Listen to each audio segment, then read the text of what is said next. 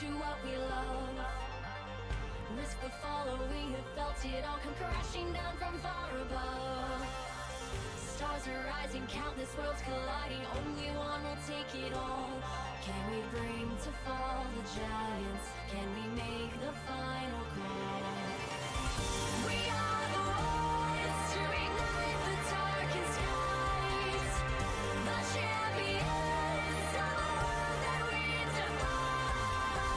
A solo ride of the few who rise up high, and we all fight at the last light.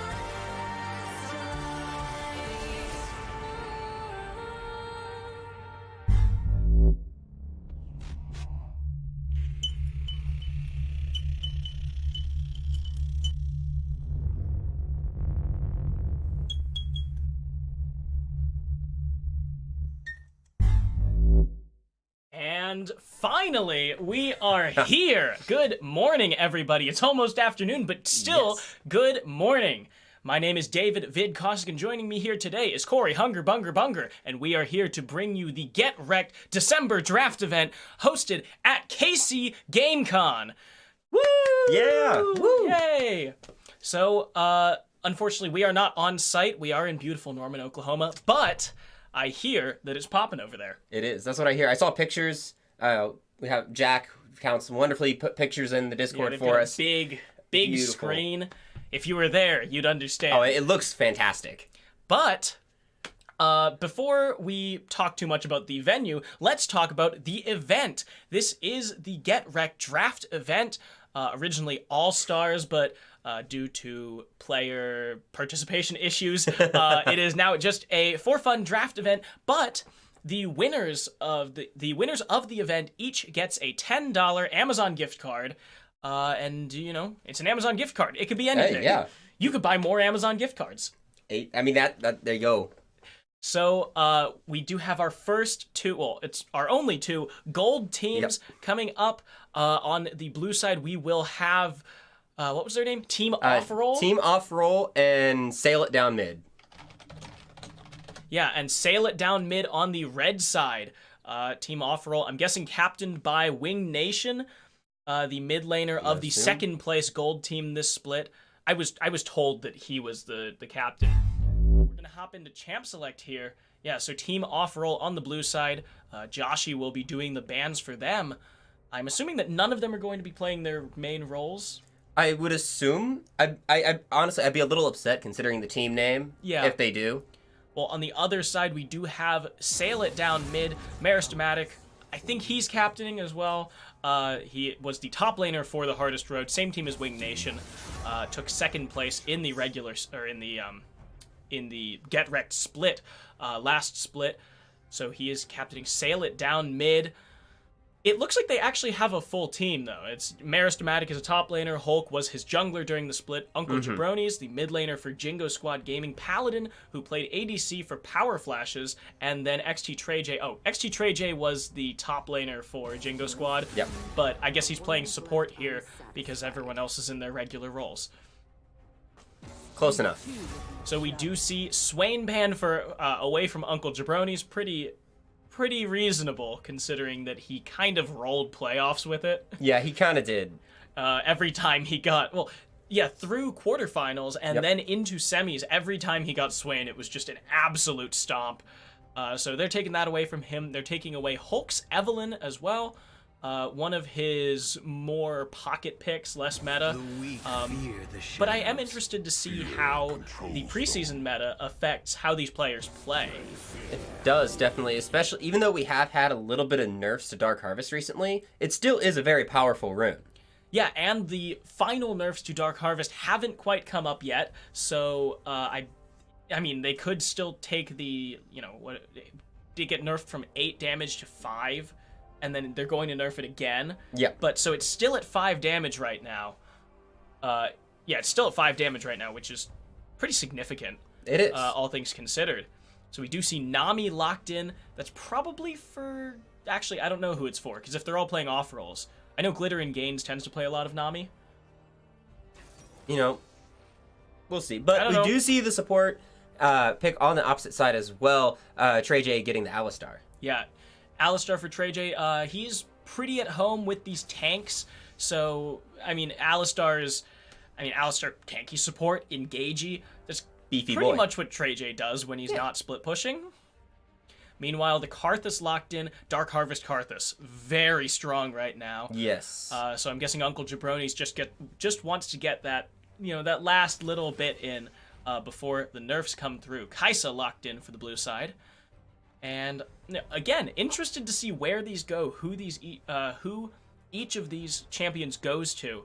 Is Wing Nation traditionally a mid laner, but if he's deciding to flex around, we have no idea where he's going to go. Glitter and Gains usually supporting, and Flozart, I believe he was the ADC for Indigo Sky? I believe so, yes. Yeah, so ADC for Indigo Sky, will he be taking the Kaisa? Will he be going somewhere else? But the Mundo being hovered for Sail It Down mid.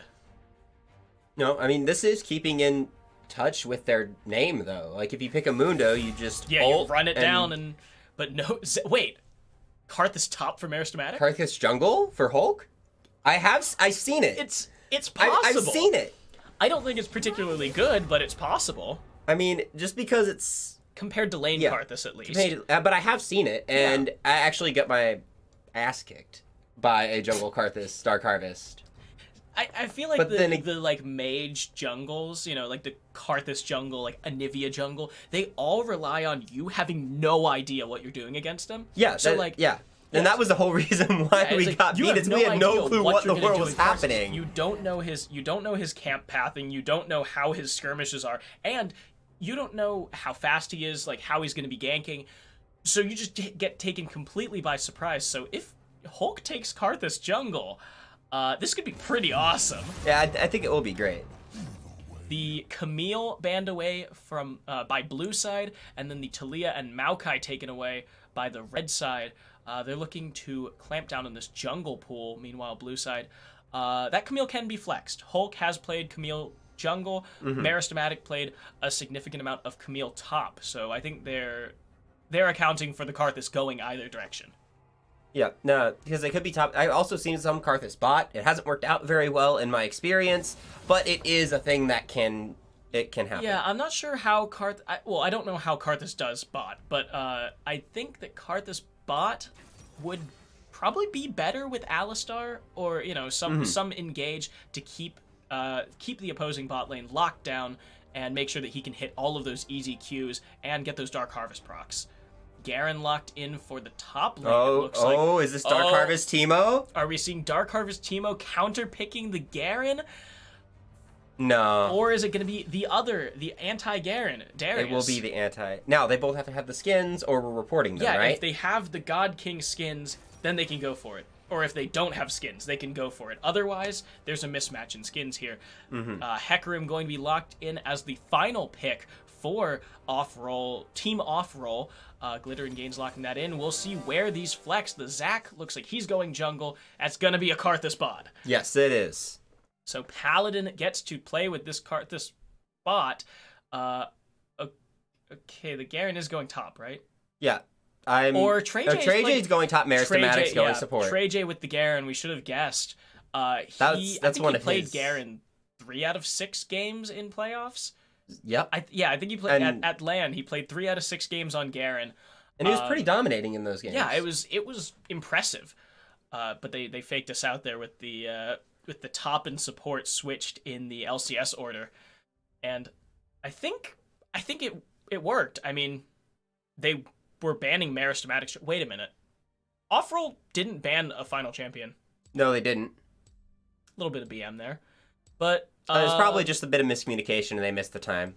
So, I don't know Joshi or Trick James, but it looks to me like Team Offroll is only flexing one Offroll.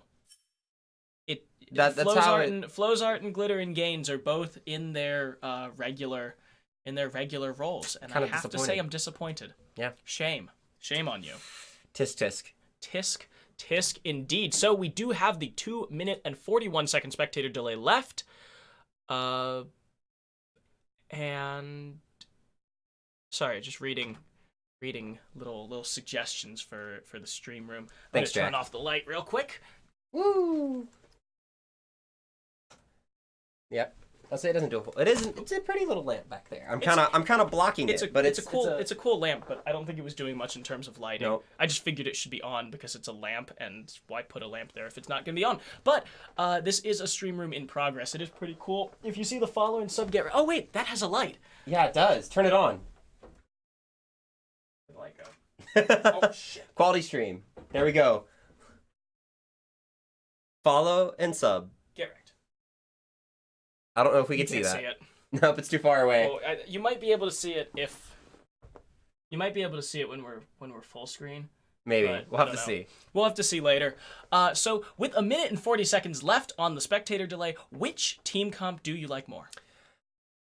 Honestly, I like how on sale we have a little bit of mix of team fighting and pick. On the side of team offer, we see a lot of pick comp. You have a Hecarim, you have a Darius who wants Darius wants extended, but other than that, we have Hecarim, Ahri, Nami, very oriented champions on picking someone who is out of position. Whereas when you have Sale, Karthus doesn't mind getting out of position. He can stay alive after he dies and cast spells.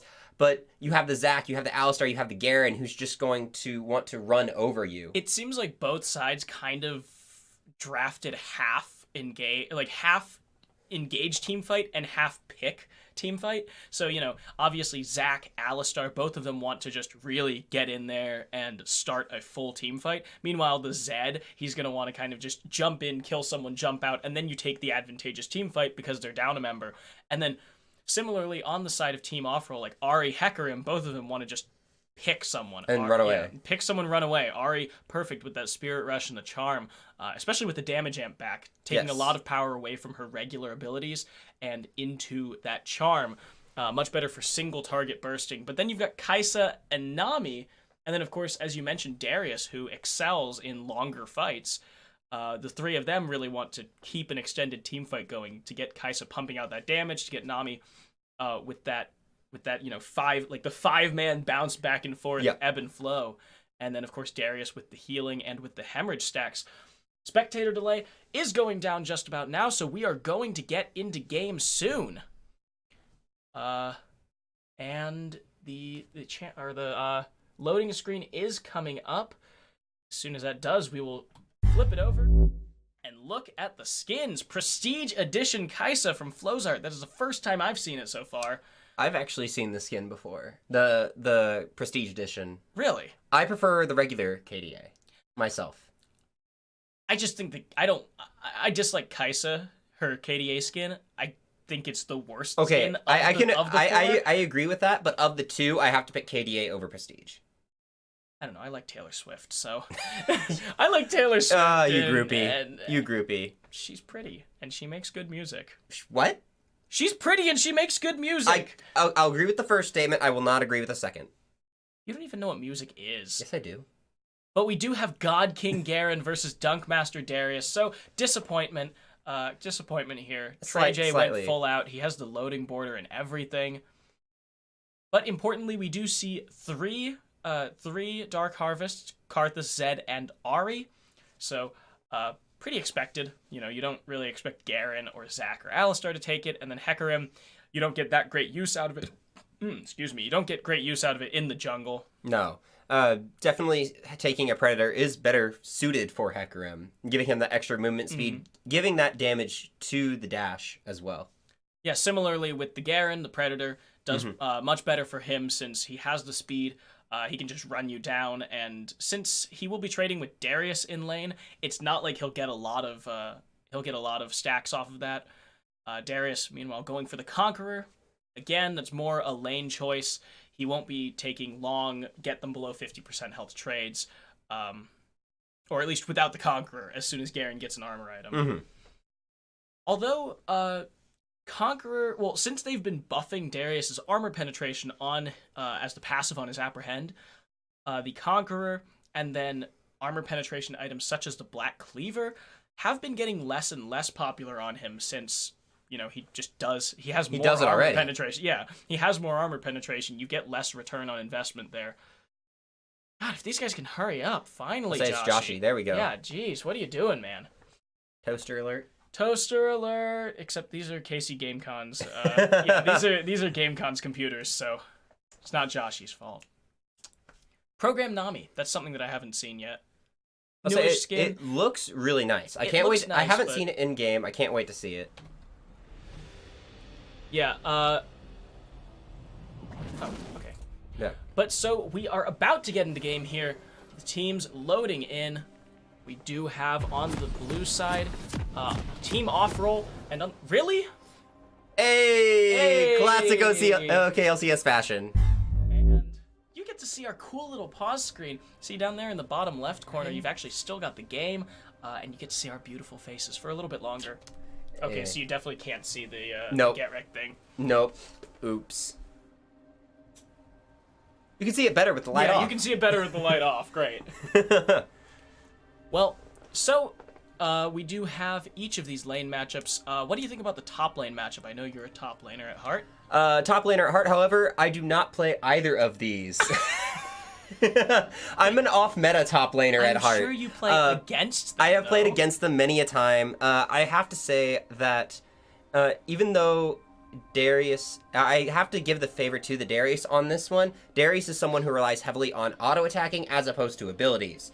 Now, granted, getting the apprehend is nice, but you can, as Garen's running at you, you can apprehend him towards you. He will then do the silence, at which point you have enough time to get auto attacks and then charge your Q afterwards, which is what you want to do anyway.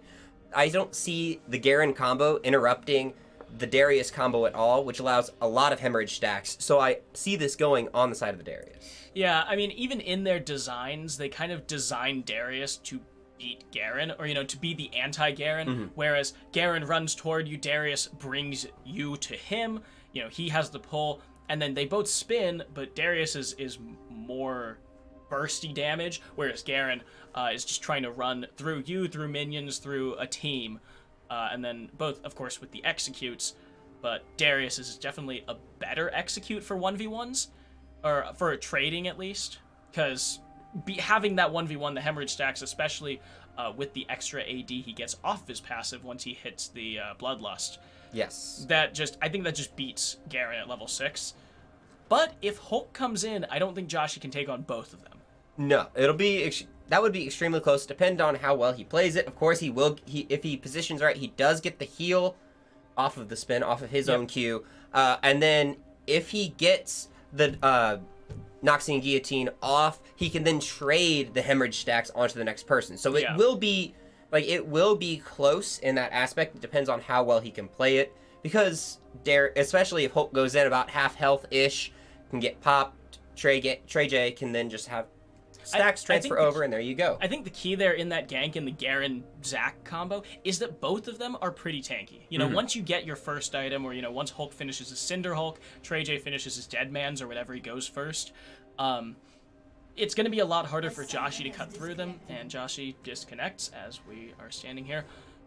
Yeah, I think he was having connection issues. Someone else was having mic issues, so we might be seeing more than a few pauses this game.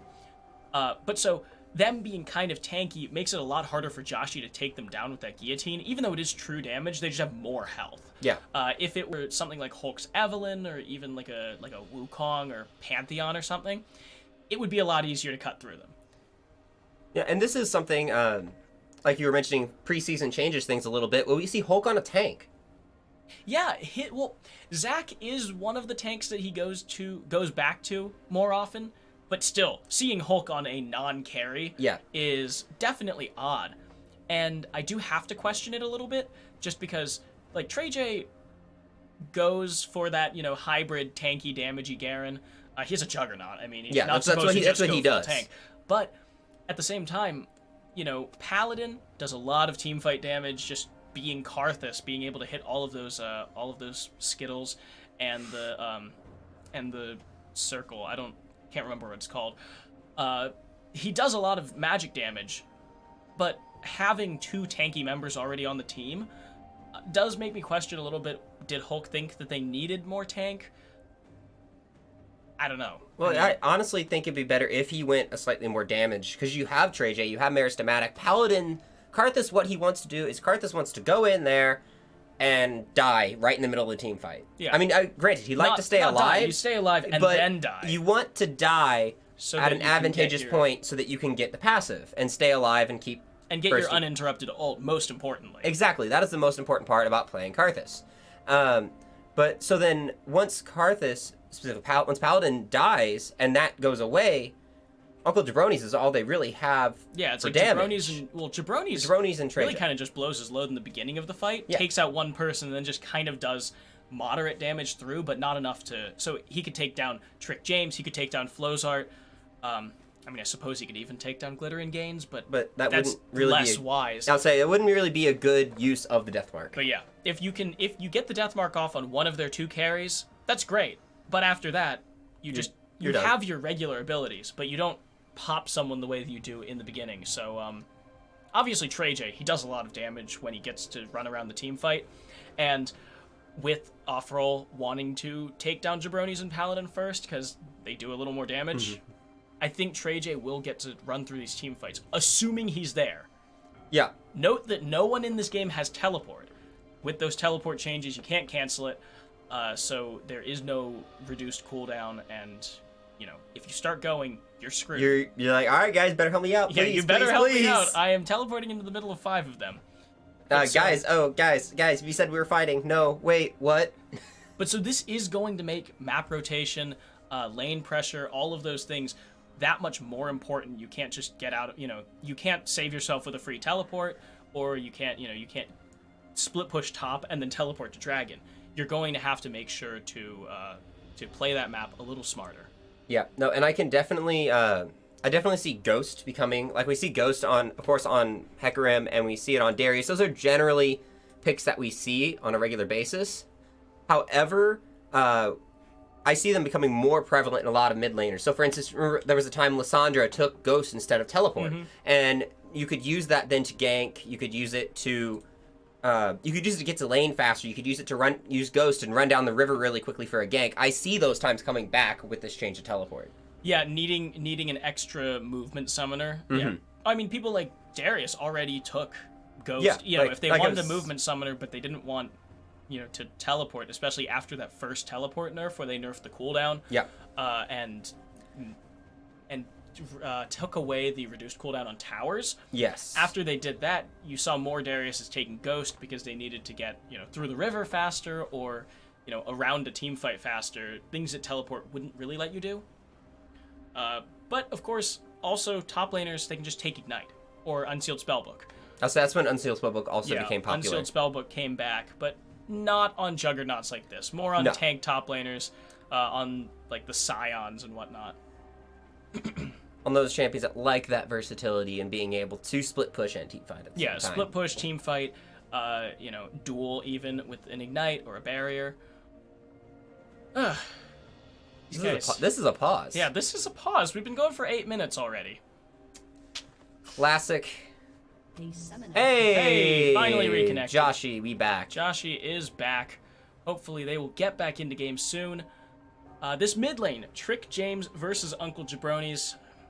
I want to say that the Zed, it is a skill matchup. Yes, it is, very much so. But I think that the Zed with good poke, with good poke early, and if you can force the barrier and then use your death mark, I think Jabroni should win this, but at the same time, I am remembering his last Zed game. Just going way too hard, very aggressive in lane, and just regretting it over and over, which I think Wing Nation can capitalize on in terms of punishment, because, once Zed goes in, and once Zed goes in, he can't really get out unless he leaves a shadow behind, and that cuts his damage a little bit. Also, Wing Nation, he is Speedy Horse. He can get there. That's the nice thing about having Ghost Predator Hecarim is you could be taking your Gromp, see a gank happening bot lane, pop Ghost, pop Predator, and be there in time before the fight ends. Yeah. So play is about to resume. We're gonna head back into game.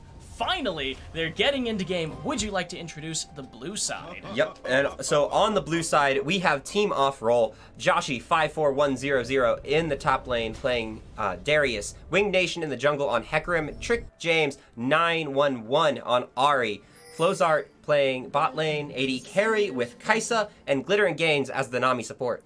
Meanwhile, on the red side, we do have Team Sail It down mid, XT TreyJ on the Garen in the top lane, Hulk playing Zac in the jungle, Uncle Jabroni's on the Zed in the mid lane, and the bot lane Paladin and Meristematic on the Karthus Alistar duo. This is going to certainly be an interesting one.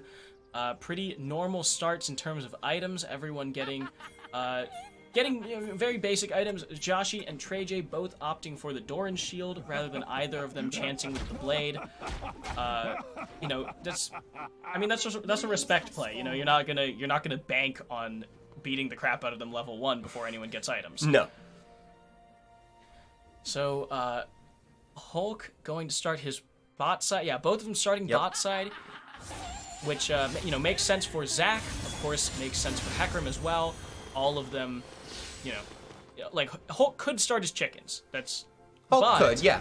Just like Wing Nation could also start his chickens. Yeah, but I think Hulk opting to go for the blue wants to start that stronger clear, get around faster rather than giving his laners pressure. Because Karthus and Alistar not super strong early. I mean, or at least not super strong level 1. You have much better poke potential and dueling after you get all 3 of your basic abilities. Well, I mean, I suppose 2. Having the headbutt pulverize is pretty important for them. Yeah, and something quick to note, interesting pathing from Wing Nation went from red now down to Krugs. It's not something that we always see, but with someone like Hecarim, having that AoE makes it a lot easier. Yeah, Hecarim with the AoE, but Krugs still a beefy camp early in the game. Most laners don't even consider going for it until you finish your first full clear, or your first clear, and then get your item, go finish Krugs. On the other hand, Wing Nation just full clearing his bot side and going for that bot scuttle, but spotted out by not Hulk's ward, I think that's Paladin's ward. It's either Palestine or Marist's. Yeah. So, they do know that Wing Nation is on the bot side. This is going to allow Hulk to, risk-free take this top side scuttle. Meanwhile, TreyJ, Joshi duking it out, but that's going to be Glittering Gains knocked up by Meristematic. Paladin running forward, gets the Dark Harvest proc, but he could be a little far forward. Flowzart gets a lot of damage off of him. He's going to pop the Plasma.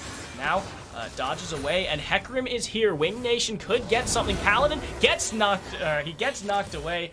Good timing there from Meristematic, and the heal from Paladin to make that a worthwhile trade.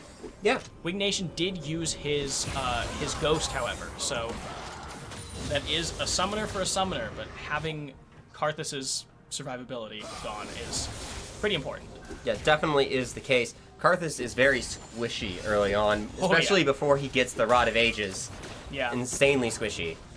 Oh, so something that we haven't talked about in this preseason patch, we do see the birth of tower plating. Yes. So for anyone who hasn't been playing or isn't familiar with turret plating, it is each of them represents 1,000 health of the tower.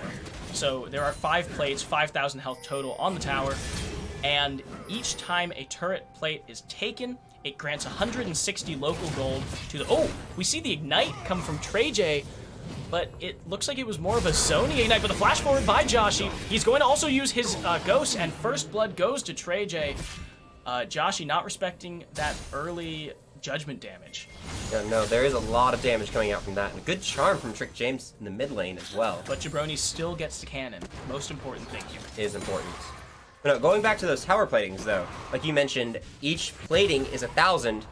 Oh, but TreyJ has to flash away. Wing Nation going to go around to knock him back, but it looks like TreyJ might get out of here alive. He is. Wing Nation doesn't want to chance the turret dive. He did force the flash, however, so now the summoners are down on this top side. Yep. Ooh, Trick James takes a lot of damage from that Dark Harvest proc.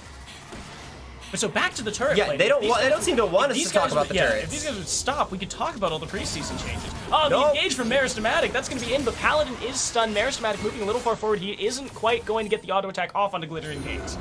No, very good bubble there. Locking down Paladin, making sure a lot of that damage is gone, but we see Hulk. Hulk's gank coming in, not quite going to get Flowzart. He misses the Q as well. Hulk having to walk away. Meristematic taking a lot of damage for his trouble. But that's going to be a failed gank here from Sail It down mid. So the turret plating. Yes. Back to the turret plating. 160 local gold whenever it's taken. And more importantly, the resistances. You get... each turret gets 30 resistance, 30 of each resistance per turret plate taken. So they do get harder and harder to kill as you kill more and more of them. And also, to prevent like a gank and then being able to take like the full turret, there's also a new buff called Bulwark. Every time a turret is taken for the turret plate is taken for the next 20 seconds, I believe, that turret gets an extra 25 of each resistance per extra enemy champion that is there. Enemy champion greater than 1. So if you oh my god, Trick James steps a little far forward, doesn't even get to use his barrier, and Uncle Jabronis gets to kill with the ignite. So that is a flashless Ahri now. Didn't even need to use the death mark on that. Yeah, didn't even need the death mark. Good, how you say? Aggression? Calculated aggression from Uncle Jabronis, not just blowing everything all at once. So he still will have that when Trick James comes back. And that's going to be important for him. TreyJ, he doesn't have Grasp of the Undying, which is one of the other keystones that you'd expect on a melee versus melee matchup. But having that, with his passive, he doesn't really need it because he has enough healing. Ooh, Uncle Jabronis charmed, takes a significant chunk of damage, but Trick James with the serrated Dirk there coming out from Jabronis. Now that first little bit of lethality does so much damage in lane. Yeah, so Jabronis looks like he is going to try and roam top. He doesn't have any wards, so it does look like he is going for the full gank up there. The, another preseason change. Drakes spawn later. 5 minutes for the first one. Or is it 6 minutes? I don't know. But their respawn is lower, and their initial spawn is later. So disincentivizes, like, you know, whatever. The 4-minute Warwick solo, or whatever. Or the Master Yi solos. And makes it so that you can build a lead easier with multiple dragons. You know, if you keep your dragon control, you get rewarded more for it. Welcome back, Shiv. Welcome back, Shyvana. Yeah, but so now Joshi TreyJ duking it out a little bit, going to get apprehended back, and now Meristematic taking a little bit of bubble damage there. That's going to be Hulk coming in, going to knock up Trick James. He doesn't use the Spirit Rush away. Trick James now going to take a bunch of damage. The Death Mark is on, and it's going to pop. Hulk, his passive used, but Jabronis, he doesn't die. Trick James gets out with the barrier. Good job by him.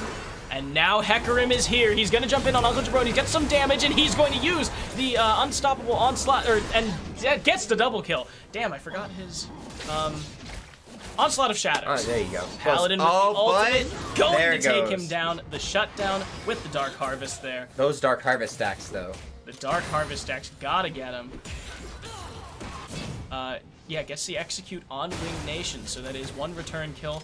And keep Sail It down mid at a 2 for 3. Meristematic screws up the headbutt, pulverized, knocks away Glittering Gains, doesn't get the auto attack, and now he might be in trouble here. Going to get knocked up by the Tidal Wave. TreyJ and Joshi now fighting again. Meristematic very low. Glittering Gains, though, low as well. Forced to flash away. Paladin's coming in. Flozart gets a lot of damage off. Now Maris is going to not get the knockup off. Paladin goes down, and now Meristematic alone, but Paladin still getting damage off. Meristematic going to go down to Glittering Gains, and Flozart gets away out of range of the Karthus. It's going to be a double kill for the bot lane.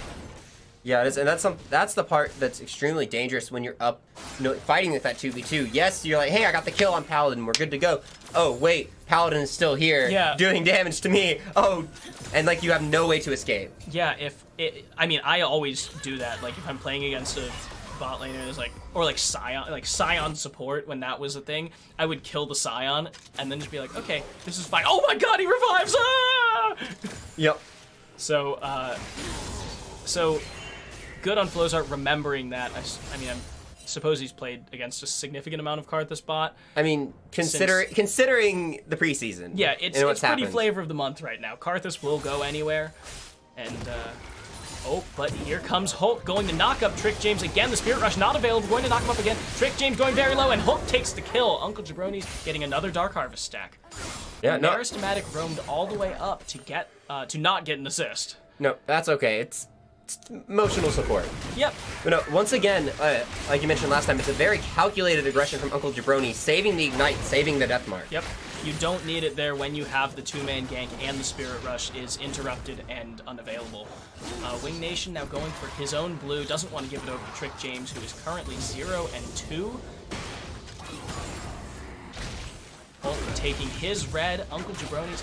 He has gotten 1 plate on the turret. I don't know if that was just him or if it was him and Hulk, but he will have some extra gold on Trick James, not only from the kills, but also from the turret. That turret blade. Yeah.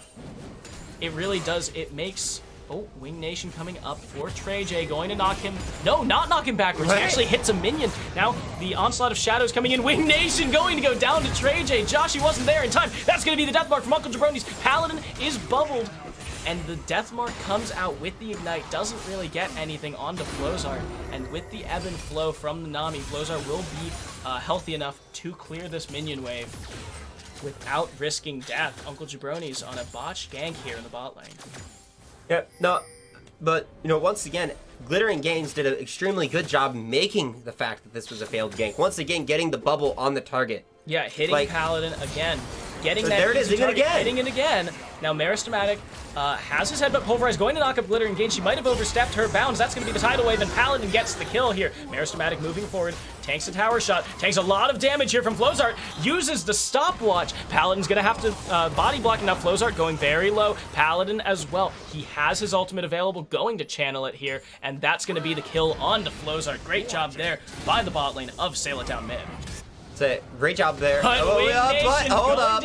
Paladin flashes, Wing Nation going to still get him and runs out with the Ghost to keep the Lich from getting another kill.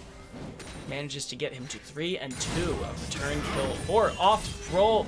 The team off roll. Trey J now on the run from Joshi, who has ghosted. He gets the hit off. That's going to be the dunk, and the hemorrhage is going to take him down. Yeah, very nicely done there from Joshi, knowing that that extra damage turret. Wing Nation might be in trouble. Gets the hit. He should have attacked the minion or the ward. Trick James going to have to flash out of Uncle Jabroni's engage. That was without Death Mark, without Ignite. He has his full Duskblade, and he almost one combo Trick James. That's dangerous. And now look at that. Joshi getting some damage off, gets one of the turret plates, might get a second. We still have 3 seconds on Trey J with no teleport. I feel like he will get a second. Yeah, pushing this minion wave in, he will get it down to 3 turret plates. I haven't figured out quite how to refer to that yet. Is that a 5-3 lead, or is that a 0-2 lead? Hulk doesn't get the knockup off, and now he's taking a lot of damage. He has his passive up. Paladin's here, and he's here to save his support, or save his jungler. Yep. And so now, like we just saw, in 30 seconds, so the 14-minute mark, these turret plates are going to fall. Now, that does not mean that the turrets are going to lose any of the health that they had before. It just means that we don't get the additional gold by knocking down each 1,000. It also means that there's no resistances on these outer turrets. They are going that is true crumble, as well. especially for like Joshi, who currently there's 60 of each resistance on the turrets, or there was 60 of each resistance on the turrets. Takes that 50%. Is it 50% or I forget what the armor.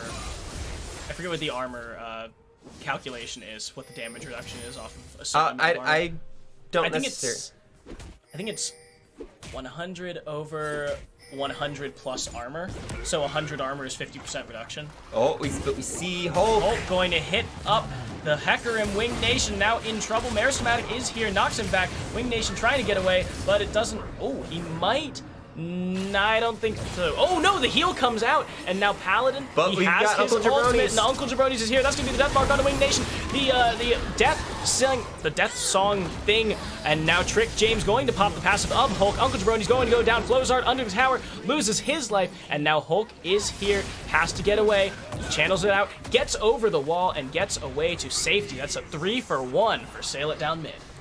Yeah, good roams there from Uncle Jabroni.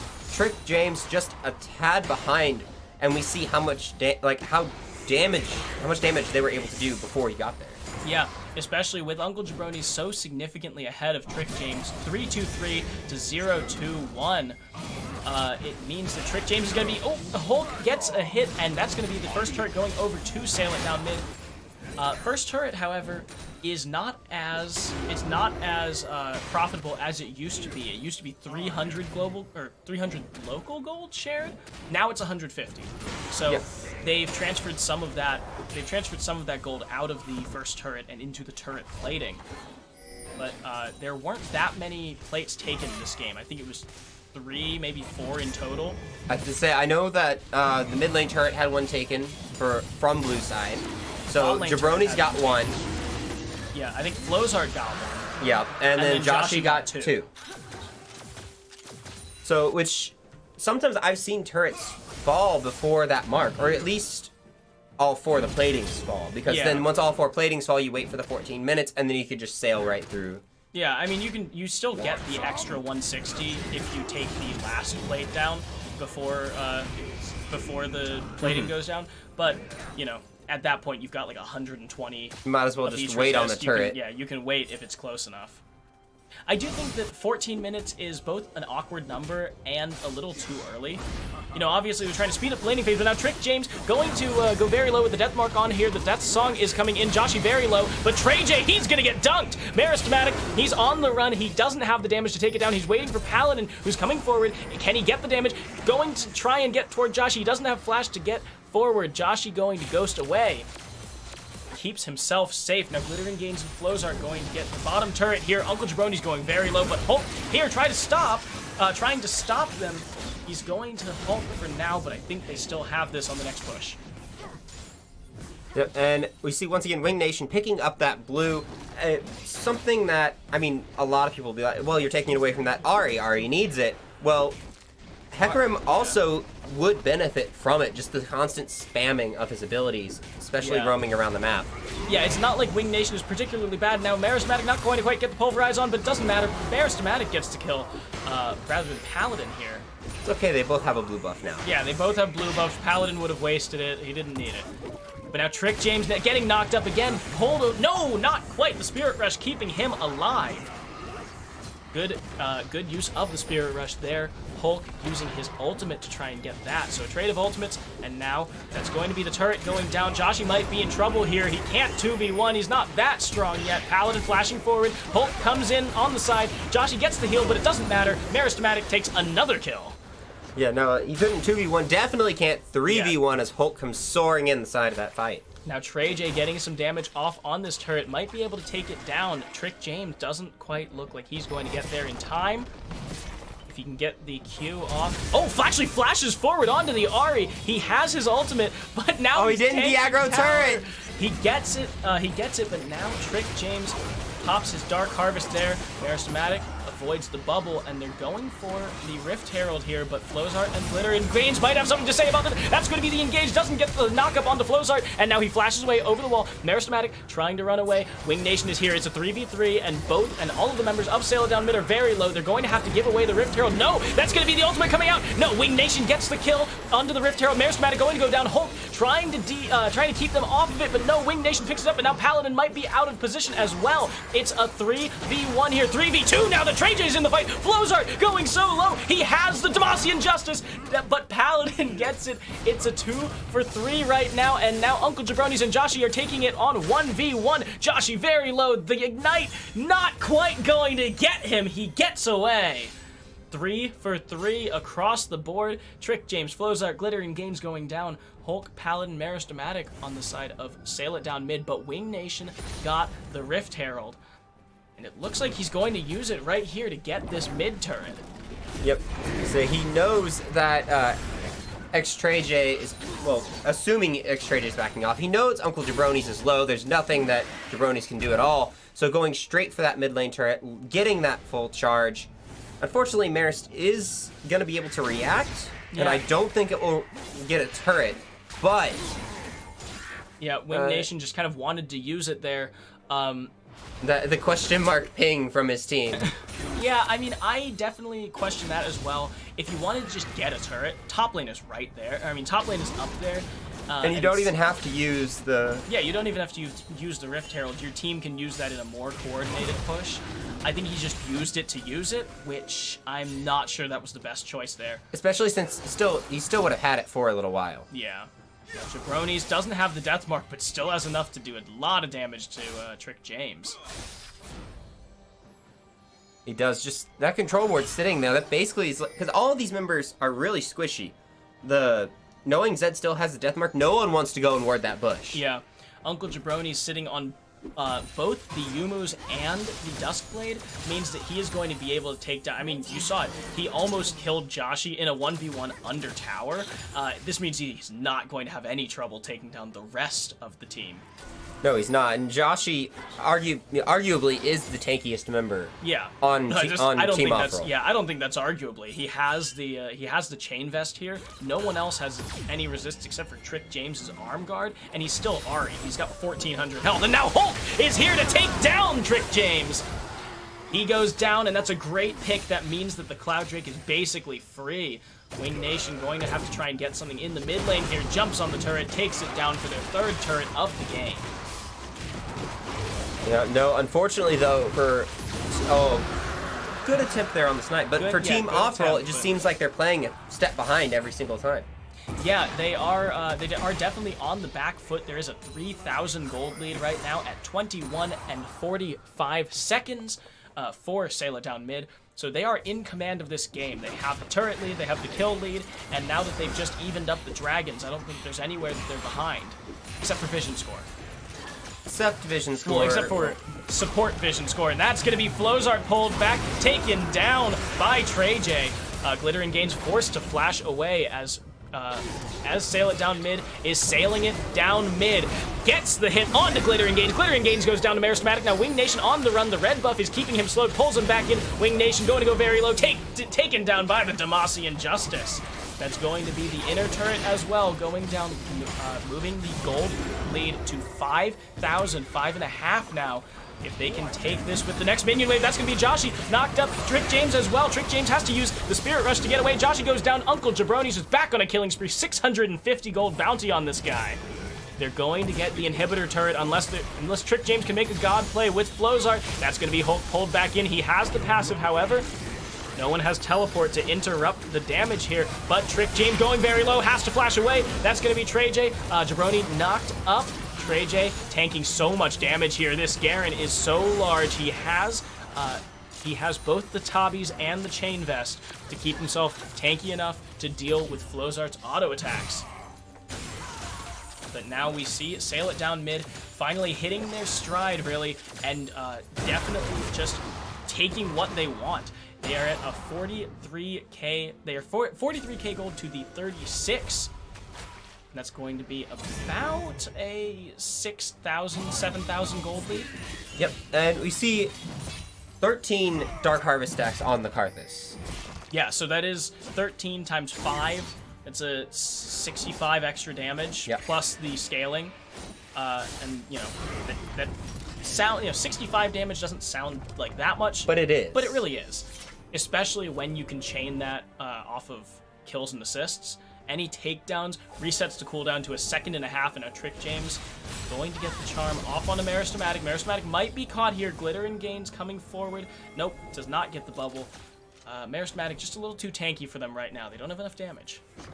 Yep, and just imagine what those, like, you know how you mentioned it was only 65, right? It does do a lot of damage, and just imagine, I would assume that Needlessly Large Rod is going into a Rabadon's. Yeah, so, actually, do you know what the scaling is off the top of your head for Dark Harvest? No. Not off the top of my head. I don't do it a lot.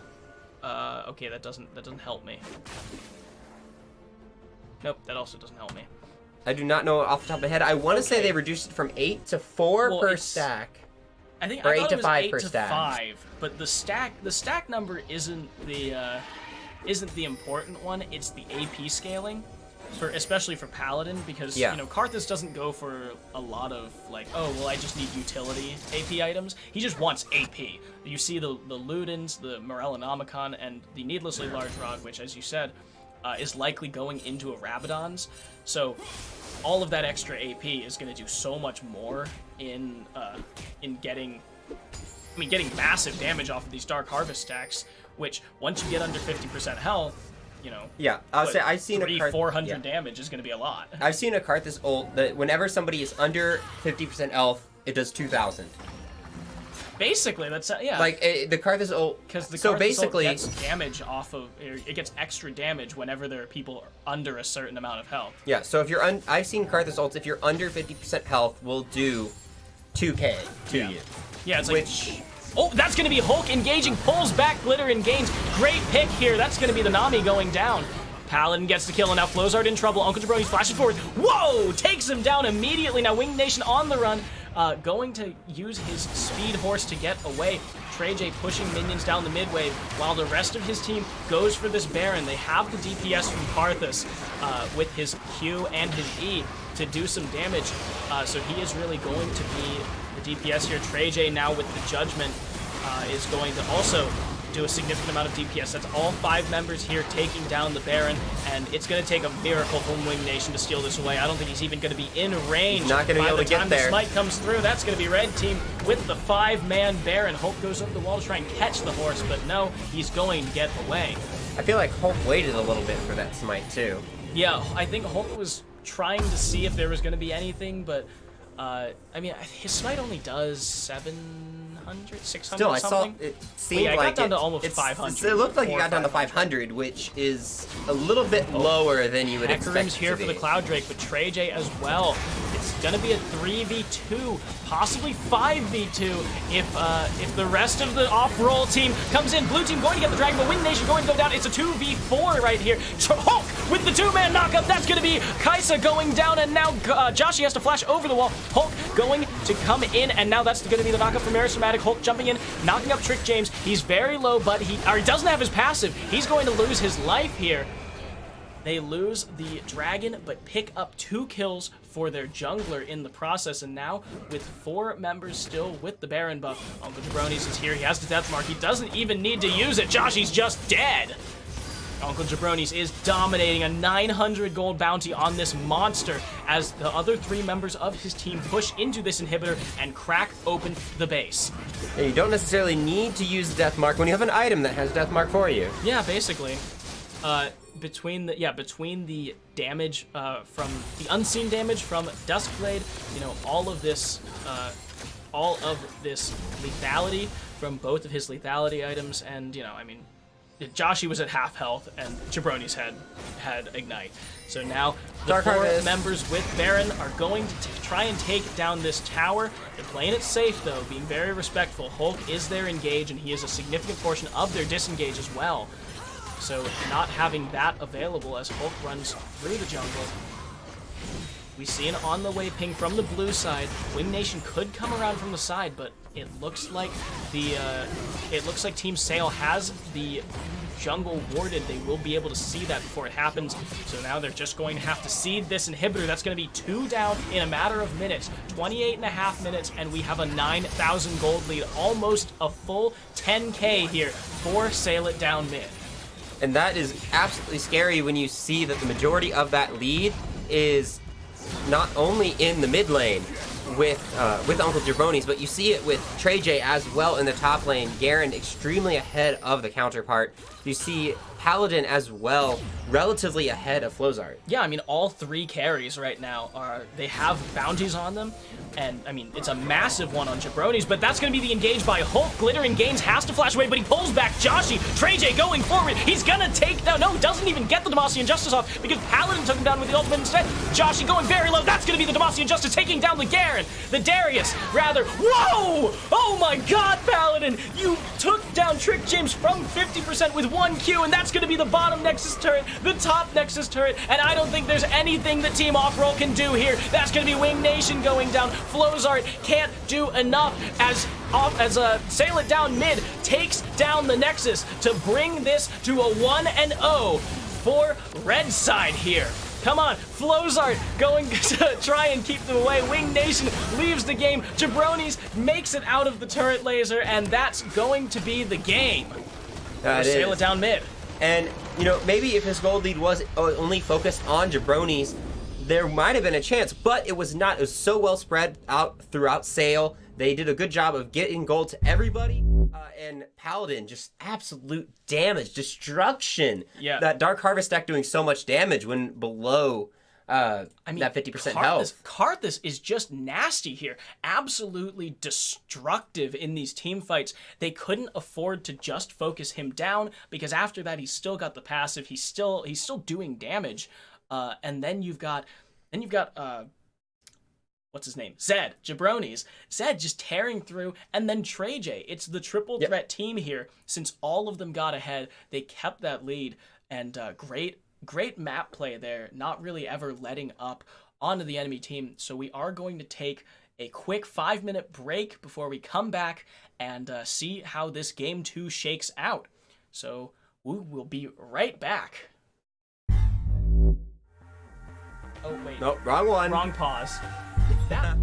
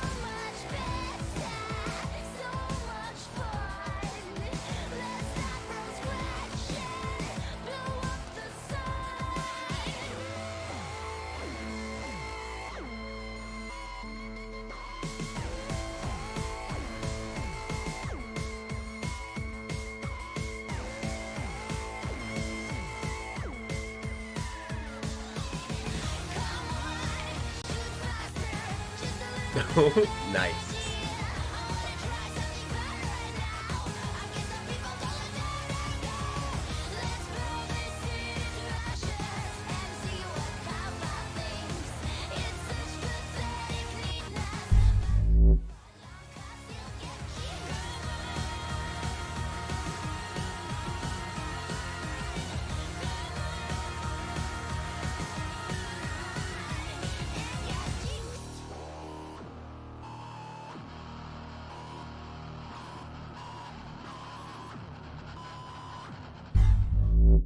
And we are back, about to get into game 2.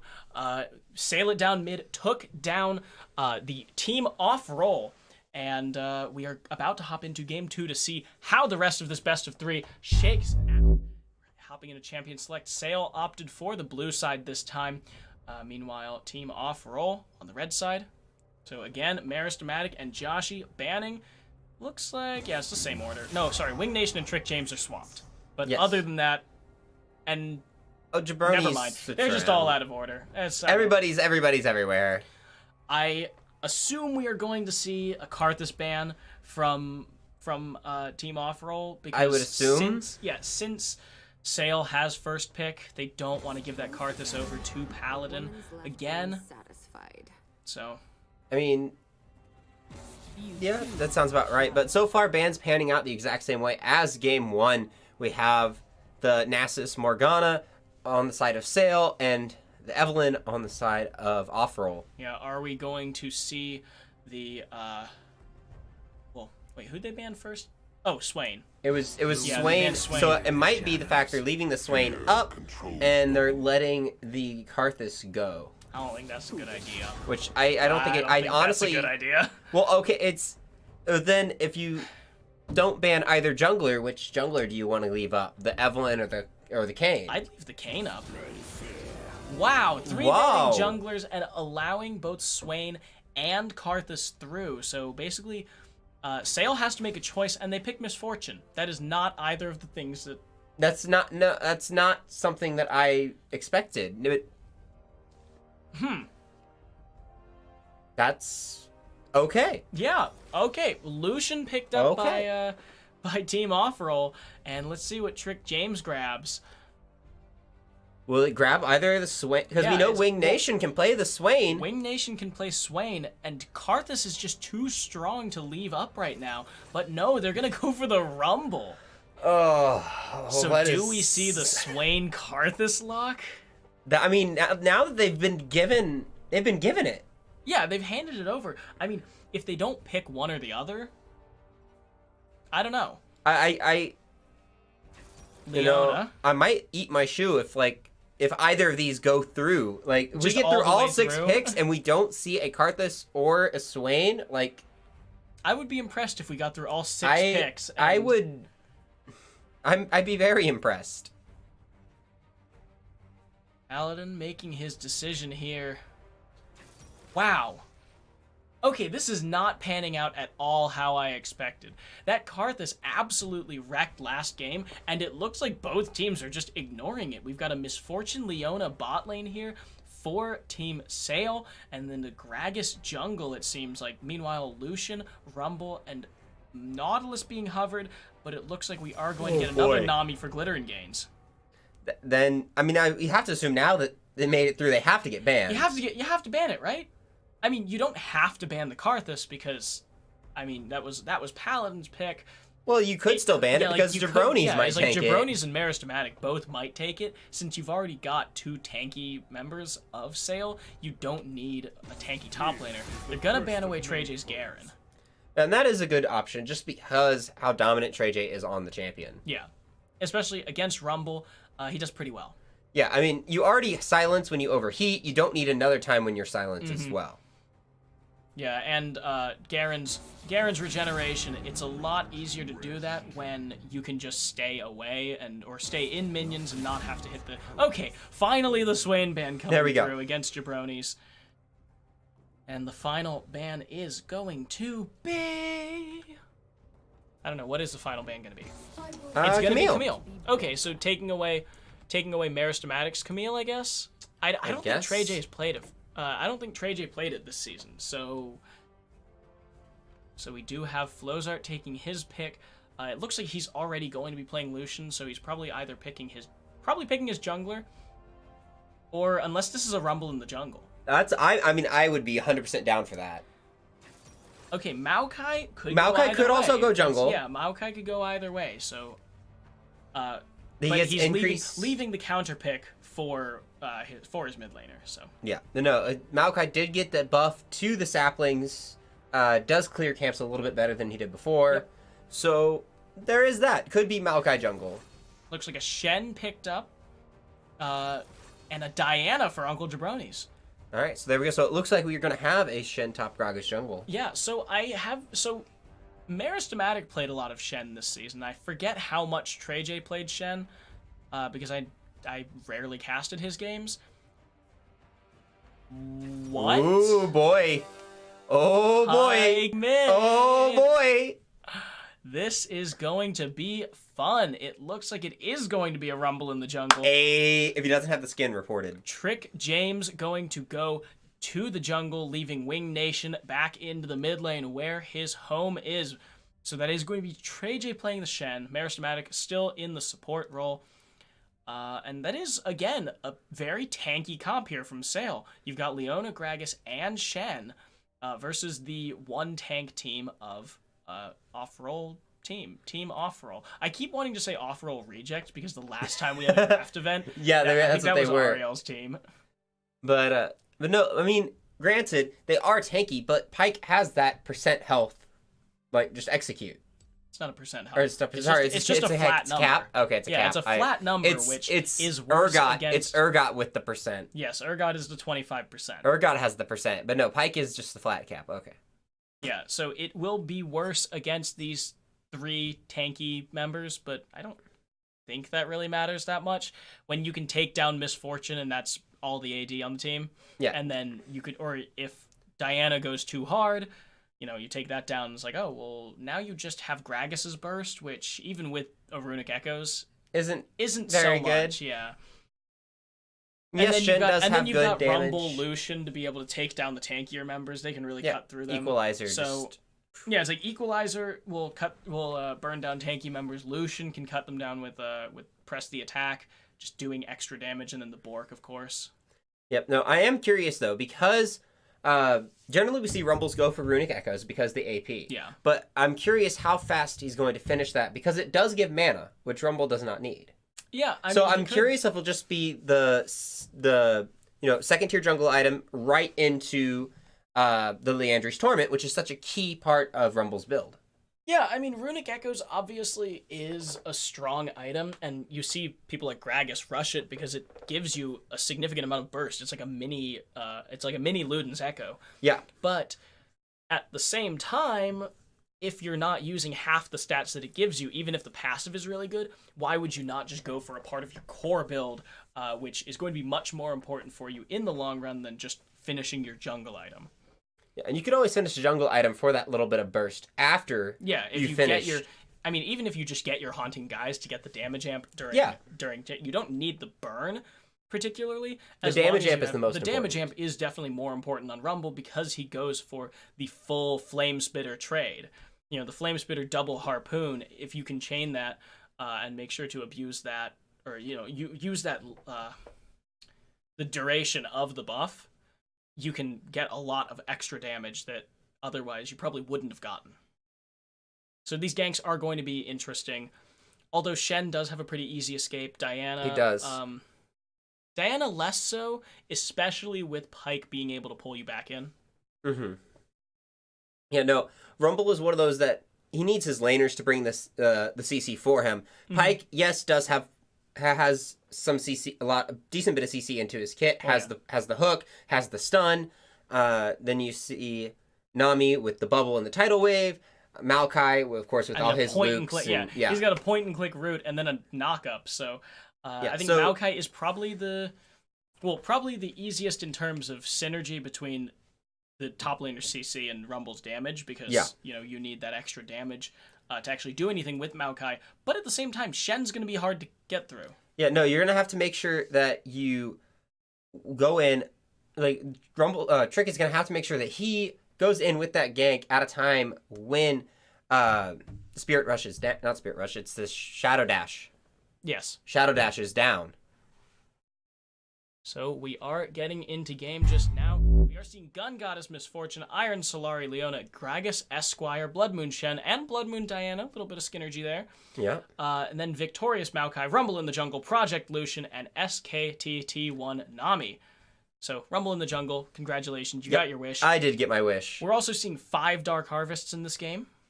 Ooh. And most interestingly, I think, 3 teleports. This is, especially considering what happened last game, there were absolutely no teleports. To 3 this game. I guess that's what happens when you send tanks top lane. I mean, yes, tanks generally still like to have the teleport. They don't do a whole, especially like a Shen Maokai, you have a giant, they're not going to kill each other. So there's no point in getting that aggressive summoner. Yeah, so I mean, yeah, we're not going to be seeing any solo kills in top lane, so definitely having the teleport, but No game pause! I'm interested in Uncle Jabroni's teleport, because that's the weird one for me, in that, you know, you're Diana, and you could use a little more damage, especially against someone as squishy as Pyke, being able to, Yeah, you like, could. the Ignite basically counters his entire passive. He can't heal up if he's visible. So having the True Sight onto him, he might have stepped forward a little too much. Wing Nation going to be in trouble, going to go down for first blood, and that goes to Uncle Jabroni's. So, you know, he might not need Ignite if he gets Yeah. off to a lead like this. Yeah, he's going to be going back with 400 extra gold in his pocket, so he could just pick up another Doran's Ring. He could. Doran's Ring, boots, and a couple... well, he already has 2 pots. Doesn't necessarily need 2 more pots. Gonna get the Dark Seal But instead. there you go. Dark And an extra Seal. pot. If only he would have started with that Dark Seal. You get the extra AP. And then he would have gotten the extra AP. High IQ. Hindsight's 2020, though. Yeah, you know, Oh, little baby Leona. little baby Leona. Yeah, little baby Mastery Flash Leona. I don't think the graphics package is working. Gotta... That's weird.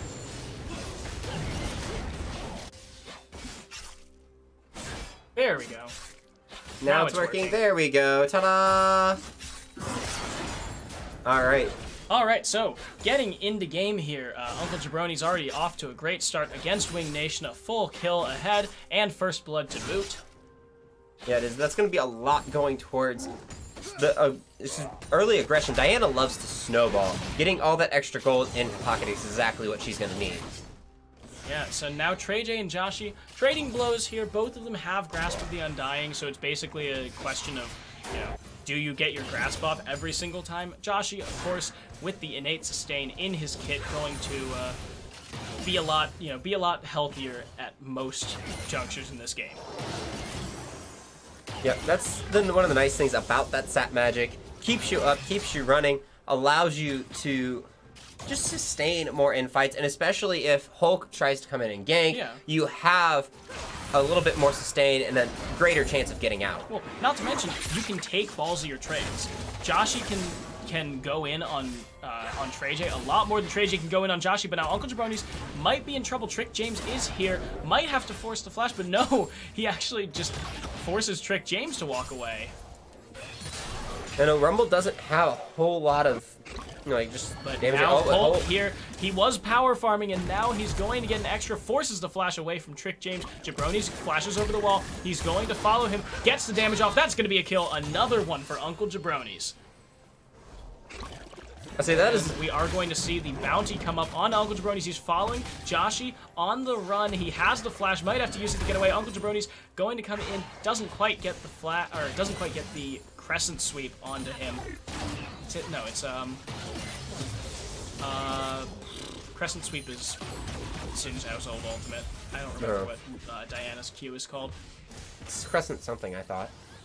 Well, yeah, I mean, it's a moon thing, so it's gotta be Crescent. But, oh well. Crescent something or other. Anyway, but no, that's... So, yeah, I mean, he's 2-0 already. Yeah. That's gonna be hard. And now, Flozart caught, hit, stunned, and he is going to get some return damage onto Marismatic. Actually, that's a significant amount of return damage. But another Dark Harvest hit coming out by Paladin onto Flozart, and Glittering Gains uses the exhaust. Joshi is in trouble, going to get solo killed. We spoke too soon earlier. Yeah, we did. There's definitely going to be a definitely solo gonna have kill. kills in the top lane. Yeah, when TreyJ had his flash up, Joshi overcommitted there without his flash due to the gank by Uncle Jabroni's Hulk. So he's going to lose his life, and now it's a 2,000 gold lead at 4.5 minutes for Team Sail. Yeah, it is, and that's TreyJ, one of... it's going to be Joshi fighting in minions again. He's going to lose a significant amount of health there. Hulk misses the body slam, but still hits Trick James with the smack of the cask. Yeah, and this is one of the biggest problems of picking, you know, of this team comp. Yeah, you have lanes that can do kind of well, you know, but you got Uncle Jabroni's that got off to a strong start, so of course that's ahead of Pyke. Trick James is not going to be strong early in this jungle at all on the Rumble. Needs, to get that core item before he's able to do anything.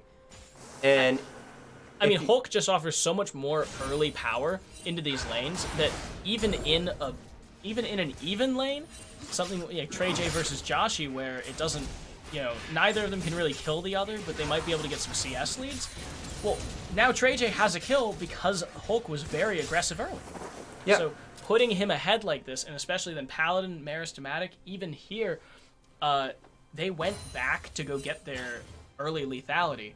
And now Flozart's going to have to watch himself because he's going to lose a lot of health if he gets hit by any double-ups. I'll say double up, even without killing the minions.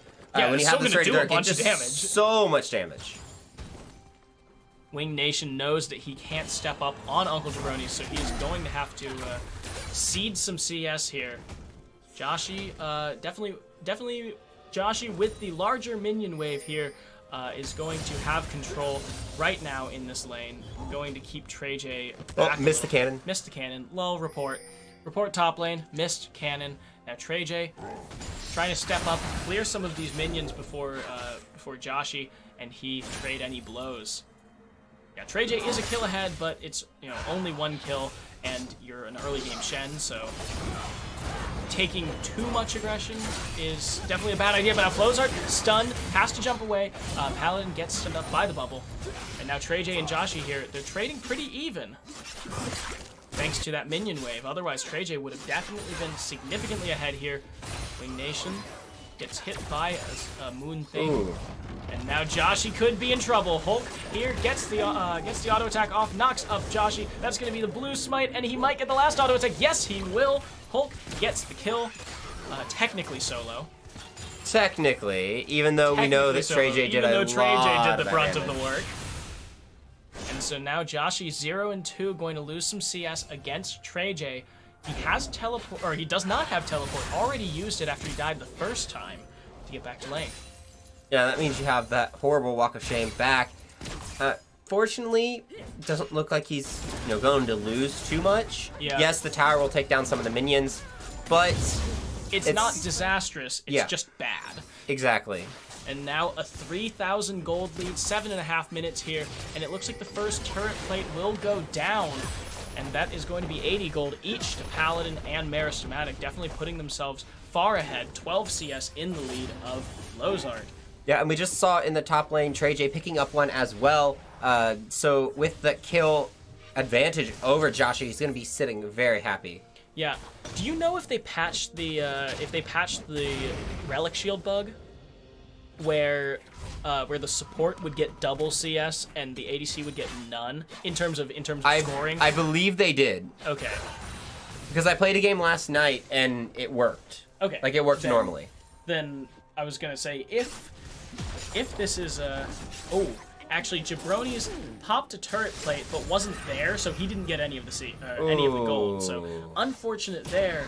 Rest in peace. And that's basically only bad for him because now the turrets have got extra resistances.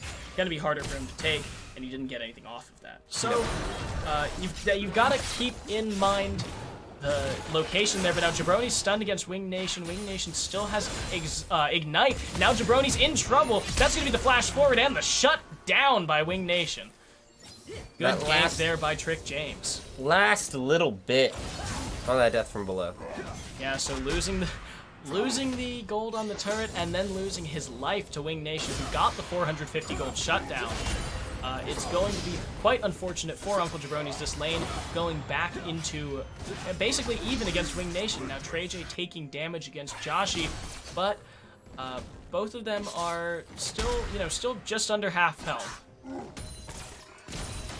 But the Tiamat going to do wonders for Trey J's wave clear, going to make sure that he can keep Joshi off of his tower. Hulk's here in the bottom lane, the flash forward, and he misses the body slam. Now he might regret it, the explosive cask having to come out to keep him away from Flozart. Wing Nation now engaged on, doesn't have Ignite, doesn't have an ultimate, and Trick James is here. He does not have his equalizer. But the 3v3, I don't think they win that without Hulk. No, they without don't. Hulk's cooldowns, rather. No, if they would have had... well, it'd be close, because Rumble's main source of damage at this point is that equalizer. And here they go, Meristematic going in. The bullet time coming out. Paladin going to get knocked up, and Flozart is on him in the back. He has to flash away. Now Meristematic not going to get there in time, but Uncle Jabronis is going to clean this up here. 2 kills now, and 4 members in the bot lane. They might be just going for Dragon. We see the pings by Hulk, but it looks like the rest of Sail wants to take this turret instead. Yeah. Now Hulk is starting it, but I think they're going to be able to get 2, maybe even 3 turret plays, 53 gold to each of them. And now Meristematic peeling back, trying to negate some of that Bulwark passive. We're going to see another one coming out. Are they going to get a third? It looks like they will. Flozart and Glitter and Gain still forever away. That's going to be the third one going over, and Dragon for Sail definitely back in the lead, 4,000 now. And there's only 1 plate left on the turret, sitting at 11 minutes here into the game. I'll say, in that tower, you can just leave it now. You leave it until 3 more minutes. All the passive Bulwark resistances, leave it, and you can just blow it over. Well, I mean, if Paladin and Meristematic get another... if they get a good chance, go if for they get it. A trade, go but for it. It's 163 gold. Yeah, but if you don't get it, then you might as well just... Yeah, I mean, if it gets to 12, 13 minutes and you're still sitting on the full 1,000 health left, you might as well just leave it. Yeah, you might as well just leave it. Now, a bounty again onto Uncle Jabroni's 450 gold. Wing Nation claimed it last time. Is Team Off-Roll going to be able to get that again? Now TreyJ going to get a good amount of damage onto Joshi, but the minions not in his favor, so he's going to trade even basically. Flozart taking some damage, but not as much as you would have expected for a full Duskblade misfortune, thanks to Glitter and Gains and her ebb and flow. Yep. No, and something that we saw up top side, nice little, animation. So you have the Spirit's Refuge that stops damage from auto attacks. Like it blocks auto attacks, but Sap Magic still goes through. So you still can heal off. Oh, but Wing Nation and Trick James are both here. They have the Equalizer and they have Death from below. They're going to have to get out. Meristematic doesn't have his flash available. That's going to be the tidal wave knocking up Meristematic. And now Uncle Jabronis is in the middle here. That's going to be the Solar Flare. Takes down Wing Nation takes down Uncle Jabronis. He has the reset on his ultimate. Paladin gets pulled in. Now Wing Nation stunned. Paladin's going to go down. And that's another reset. Meristematic for the third. That's Wing Nation on a killing spree. Trick James picks up one of the kills. Wing Nation gets 2 others. And that's going to be 3 kills worth of gold going all the way over. Now Hulk here in the top lane. Joshi very low. Flash forward by TreyJ means the kill. But now the first turret might actually go down to all 4 members over here. But very, very tanky here on this turret. It's got 75 extra armor and magic resist. And now even more so. Yeah, now, that was 75 just from the Bulwark alone. So it looks like they're going to send Wing Nation and Trick James away to try and... No, they're not even going to get the next one. So still Sail is ahead in the bot lane turret, and now in the top lane as well, as TreyJ gets another tower plate. Tower plating is falling soon. He's going to try and get one more before he has to walk away. That's going to be it. There you go. And that's significantly more turret platings being taken down this game. Yeah, now TreyJ has gotten just got 360 gold, or 320 gold solo there for taking down 2 plates. And it looks like Sail's going to maybe get this before the turret plating goes down. Yes, that's first turret for them. And each of them getting 330 gold. That is a lot. Yeah, so turret plating is down. That's going to be it for those 160 local gold payouts. And now Uncle Jabronis goes in on Wing Nation, gets stunned. He has Death from below available, but Uncle Jabronis pulls him back in. He doesn't have his ult. He has his ultimate. Gets the kill on the Wing Nation. Great job there. Solo kill, 5 and 2 for this Diana. Yeah, very much. Just well played. Getting the... It's not Crescent Sweep? No, that's Shinja's old ultimate. What? Is it? Well, anyway, when you get the mark from that ability onto them, you can dash again. Yeah. I still want to say reset. It's not Crescent Sweep. Now Trick James in trouble. That's good. That's an unnecessary solar flare. Now Joshy's in trouble on the top side. He doesn't have his flash to get away, and Hulk, both members going to be rooted up by the Grasping Vines. The red turret goes down in the mid lane, puts them at a 2-0 tower lead and 5,000 gold. Joshy cannot interrupt the Rift Herald, and it looks like it's going to be a third turret, possibly 4 if they can keep the push here in the mid lane on the inner turret. That's going to be another one. 6,000 now. Paladin still does have the bullet time to help dissuade off-roll from going anywhere, but it looks like they're wanting to escort. No, they're just going to leave they're it. just heading it all down there, trying to get this inner here as they have to deal with the Rift Herald at the top side. But no, they don't rotate very cleanly. It looks like they're just trying to counter jungle rather than get any other map objectives. Maristamatic doesn't have the solar flare, so wow, very respectful flash. I'll say Flowzart and Glittering Gains were on this, like, on that side, could go in and pincer, so definitely a very respectful flash from Maristamatic, not wanting to even get caught anywhere close to that situation. Yeah, the Ocean Drake is up and is going to go down soon as Sail has control over this bot side of the map. But the vision here isn't super definitive one way or the other. I mean, look at that. It's a couple of wards for both sides, but really on the wrong sides of the map. You've got 3 wards in the top side, or in the top side jungle for Team Off-Roll, and then there's more vision on the bot side for Sail, definitely having their priorities more in order. Yeah, so like we saw last game, they gave up the first Drake, but they had very good Drake control other than that. Very good objective control in general. Yeah, so now Uncle Jabroni's looks like he's just going to split push bot lane some. He can pretty much solo kill anyone on the enemy team, so it's going to, I mean, it's going to take more than one to get Spellbinder's going to help. Yeah, the Spellbinder, definitely 45 stacks here. You can activate it before. Yes, you can activate it before 100. It just gives you more when you're at 100. Yeah. Like, it scales up to 100. Yeah, so now Trick James just getting some Krugs. Needs some Krugs. He is very far behind here. He's 25 CS down against Hulk, and he's died 3 times to Hulk's 0. So. Yep, and that is the biggest problem when it comes to Rumble Jungle. As someone who plays that, I mean, granted, I just meme with it, but still, that's something you gotta watch out for. You have to be constantly farming. You don't really want to spend a lot of time ganking and a lot of time wandering around. You have to be very efficient in how you're doing things. Maristamatic gonna get pulled in by Wing Nation, but I don't think there's anything that this Pike can do against Leona. And now, Uncle Jabroni's going to force the dash away. And they're gonna start pushing in on this tower. They know that the bot lane is bot. And it could be a 3v3 here, but I think this is a 3v3 that Sail wins. Yes, it is. Especially now back to a 2v3 because... oh, no, it looks like Joshy is committing to the mid lane, which gives TreyJ free time on that top turret. And there it goes. Yep.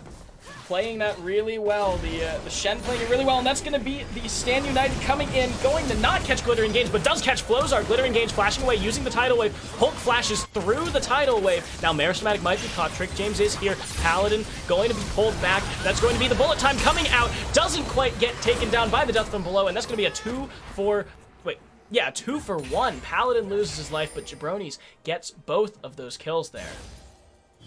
Now TreyJ again pushing in the top side. He gets free damage off on this turret. Meanwhile, the rest of Sail going to get this inner turret here.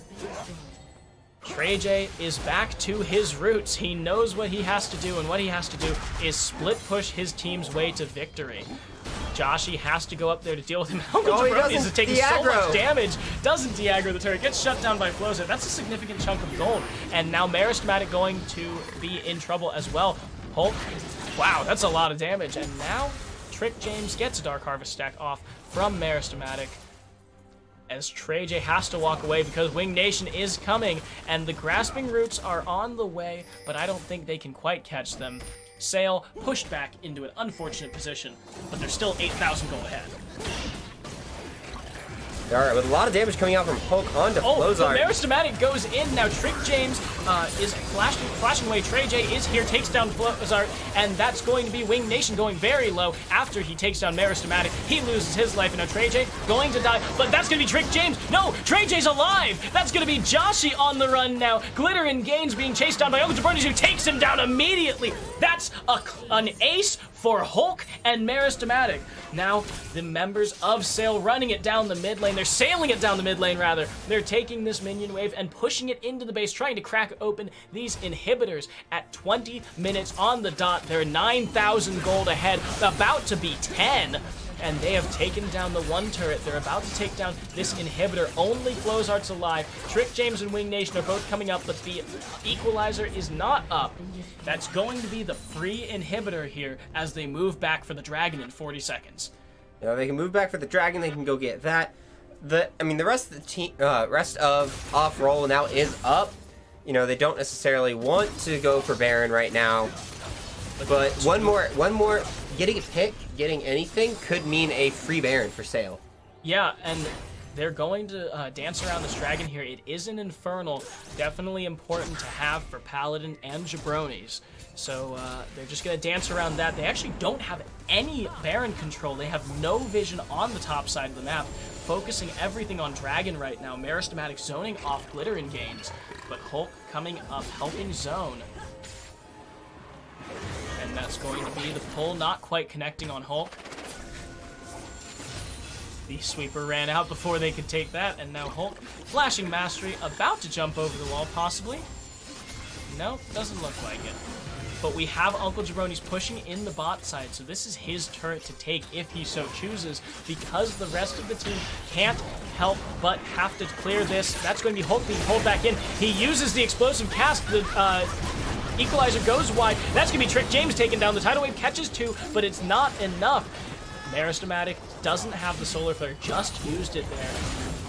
Uncle Jabroni's is going to get the turret here, but I think this could be the game. 10,000 gold in the lead. Joshy knocked back. Hulk taking turrets, and he is going to actually go down to Flozart. Trey J using the Spirit's Refuge, and now Meristematic being chased down by Flozart, but Trey J on the run. Uncle Jabroni's is here. Meristematic tanking the full Culling Paladin, going to go down to Wing Nation, and now Uncle Jabroni's is here on to Glitter and Gaines. Flozart on the run, but Uncle Jabroni's doesn't quite get it. Gets the one kill, and now Trey J and Meristematic are the only two left. A bad trade here for Sail It Down mid, 3 for 1. Yeah, I see what they're trying to do. They didn't necessarily want to take the Drake. They were trying to use it as bait. Yeah. As one of those conditions of, oh, hey, we got to go stop this from happening right now. Like, Drake's coming up. We got to do it. Yeah, they were going to get a pick and then go in. But seeing they didn't get the pick, they tried to force it. And Uncle Jabroni's was not on the same page. He's like, okay, you guys just apply aggression. I'll take the tower. Yeah. No. It looked like Sail was just going to go straight for the ending of the game. I understand the sentiment that you're going for a Drake pick to try and end the game off of it, but when you don't get a Drake pick, you can't continue to try and get a Drake pick by leaving Dragon and diving there. Well, that's why I said they switched tactics, going to force the end of the game, but they can't do that. Yeah, they didn't have all of their team there, and Hulk and Paladin look like they're trying to get this. They know where the entirety of Team Off-Roll is, so they can just take this Drake for free, like they should have done a couple minutes ago. Yeah. Going to be the Infernal Drake going over. It's 3 dragons now, 4 Sail It Down mid, and now they can start pushing in. They have a little bit extra damage. Actually, it's 10%. Another preseason change. The first dragon values were all buffed. The scaling remains the same, but the first dragon got buffed to incentivize early Drake taking, more fighting in the early game over these Drakes. Now Trey J trying to run away from Trick James and Joshy and Glitter and Gaines. But with this super minion wave coming in, Sail It Down mid can try and go for something here. They've got 3 members. Trey J has the Stand United, and Jabroni's running in from the bot side, trying to bring that wave into the bottom inhibitor turret.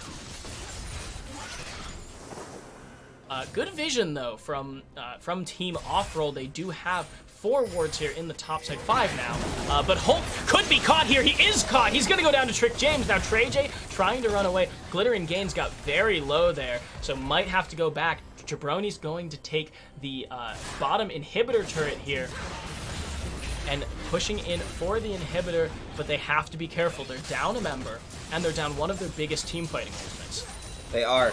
It looks like they're still trying to, though, just run off-roll around the map. We see TreyJ going back to the top side, seeing how many people he can draw there. Yeah, TreyJ only drawing Joshi right now.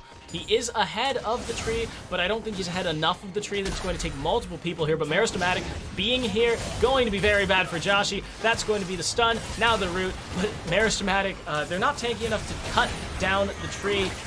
It is a 5v4 if there is an engage. Hulk not quite here yet, but they are rotating back, trying to clear some vision here in the red side. It looks like they're setting up to either bait or take Baron. Yeah, getting down most of the wards that they have here, but only 2 control wards left. Both of them are Hulks for Team Sail. Meristematic does not have any control wards right now. And it's funny because the vision control that now finally seeing that other ward, they shouldn't take it because then you get to see more. And, yep, I say you leave it up, and then they have no. Yeah, leave it up, and they can't see it because you're not hitting it and revealing yourselves. So they have it down to half. But now they can trying see. to get vision. They've got the control ward, so now they can see it. It's a 4v4. Joshi and TreyJ both have their teleports. TreyJ also has his Stand United. Jabroni's moves forward. Hulk is at half health, very low. But now they can clear out this vision if they so choose. Uncle Jabroni's moving forward, trying to take this ward here in this bush. He's not going to be punished for it. But now Meristematic and Paladin clearing the wards here. Big boost to their vision scores. And now they Wing just Nation exploded. actually, no, not quite caught. Oh, but the flash forward for Glitter and Gains. They're going to take him down. Hulk uses the stopwatch to get out. Trick James very low. That's going to be Hulk going down to Wing Nation. But Paladin flashes out, gets Paladin, and now Wing Nation flashes back through the grasping root. That's going to be a triple kill. No, not the quadra kill. Not with the death from below, but it doesn't matter because that's a 4 for 2. Team Off-Roll is back in this game in a big way on the back of Wing Nation. Winning this team fight, going to get 2 turrets off of it. Joshi goes back to, they have their inhibitors again. So now they are basically even here in minion pressure. And great job there by Wing Nation, saving that fight with the triple ult, the double ult reset, taking down Paladin, Jabroni's, and Meristematic. Hulk dying earlier in the fight. Hulk going down, then Paladin going down, then Jabroni's going down. Meristematic died somewhere in there. But only losing Trick James and Glitter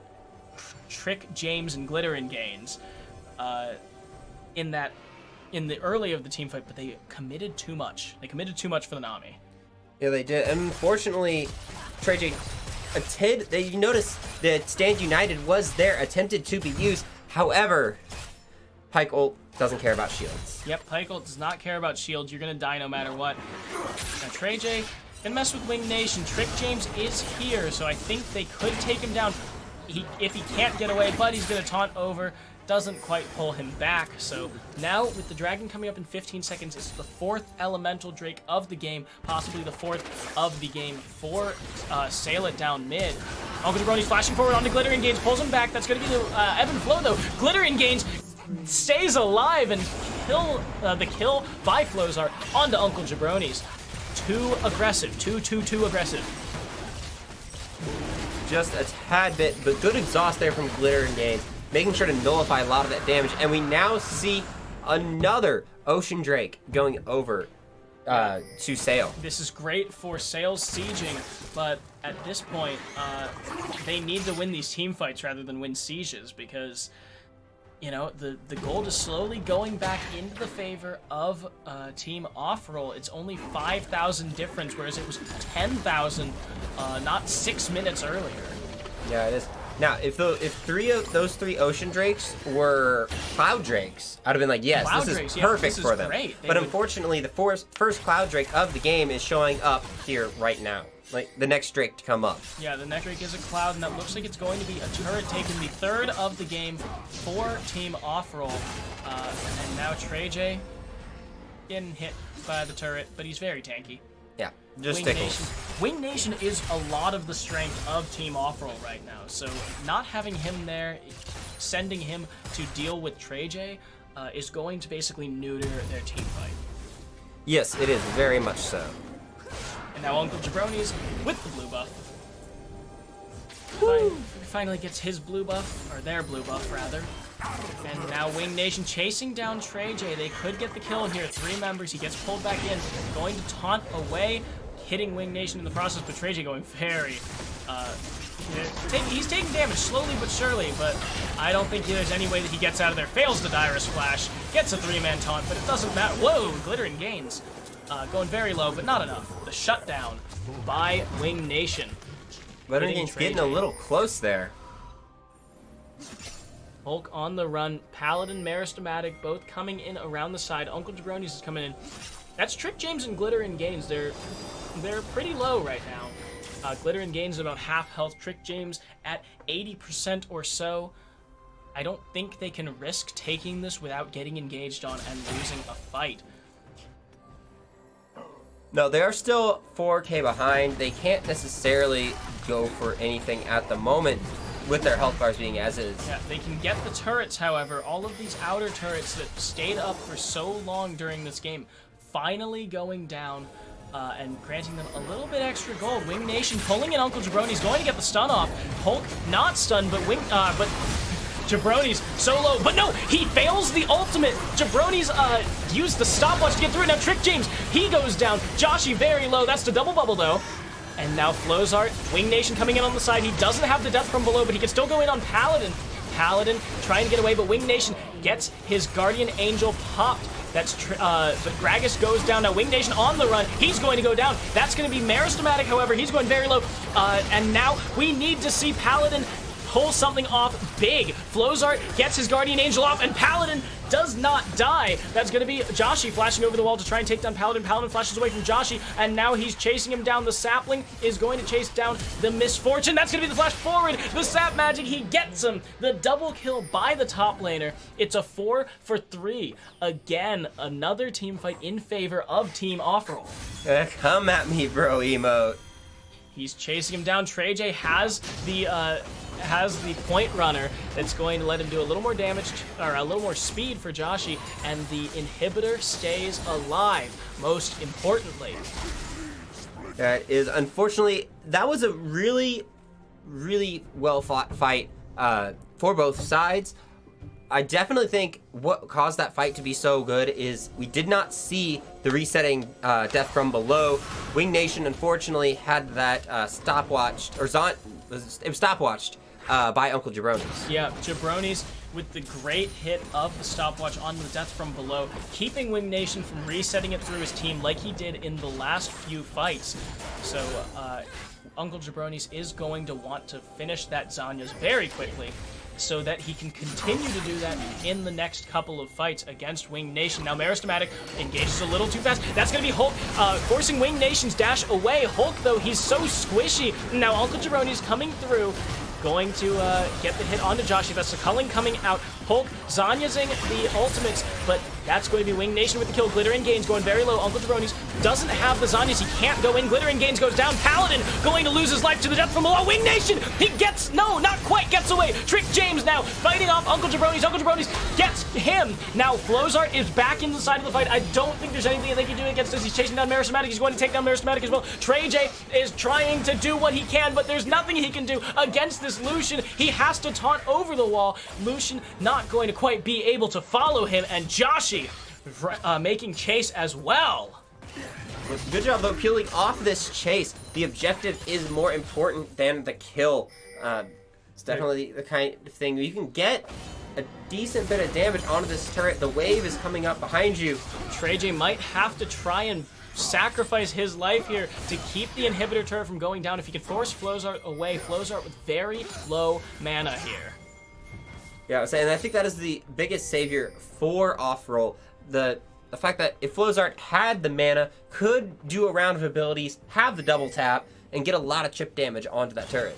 Yeah, being able to, well, yeah, the chip damage on the turret, or even just having the relentless pursuits to get away from Trey J, but now it looks like Sale is just going for it. Trick James is not quite in range. Wing Nation finally coming in. Flozart and Joshi and Glitter are all running in. That's going to be Equalizer coming down, but the blue team gets the Baron. Trick James, his spell shield is popped. That's going to be the bullet time, taking down Trick James. Joshi at half health. Flozart in the fight. He's taunted. He's going to go. No, he gets away. Joshi still alive. Jabronis takes him down. Wing Nation has the reset. Trey J on the run, chasing down Wing Nation. Paladin going to get the kill. That's going to be 3 for 1. Only Hulk is dead, and 3 members of Team Off-Roll are in. That's a 5,000 gold lead, but I don't think the gold lead really matters at this point because they have Baron, and they're pushing the last inhibitor turret left on the map.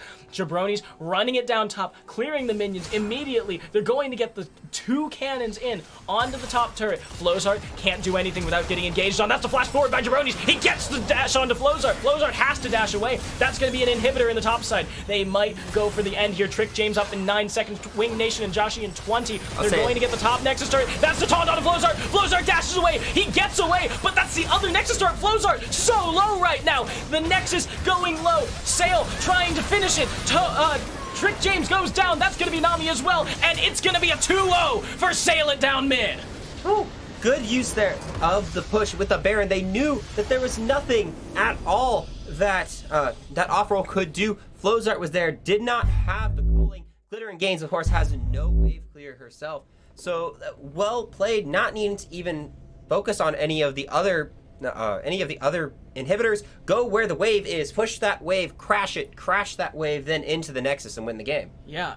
That mid game, or the mid to late game where it seemed that Sale was getting so shaky, where Wing Nation was bringing his team back from the brink of defeat, where Flozart was just picking up all of those kills. They ended the game 14-7-7 and 7-3-15. Definitely not bad for either of them. Considering where they started, too. Yeah, considering where they started, Wing Nation down 0-2 on Uncle Jabronis, but it was a hard-fought game where Wing Nation and Flozart tried to put the team on their back and carry it, but the unfortunate Uncle Jabronis outplaying with the stopwatch, keeping Wing Nation from resetting those kills, engaging on him first, making sure that he went down rather than Glitter and Gaines. Those all contributing very much to to Sale's win. And that Baron, the risky call that paid off in such a big way, with the team fight win and eventually the match win. It was really risky, especially with Hulk not getting the smite down. Yeah. If it would have just a split second that Trick James is about to jump over, I saw it's like, where's the smite? Yeah. We need the smite. We need that smite, Hulk. What's going on? Uncle Jabronis managing to secure that Baron for his team. So that is the conclusion of the gold segment of today's draft event. Congratulations to Team Sail It Down mid. Each of them will be receiving a $10 Amazon gift card. Unfortunately, the other team, you don't get anything for first loser. You get to say you were at the cool event. Yeah, okay. You get to say you were at the cool event. So that's to me you get to go to con. You get to go to GameCon. Yeah, okay. Like, come on, it's pretty cool. So we will be back in a few minutes with the Diamond draft event. Don't go anywhere, and enjoy the event.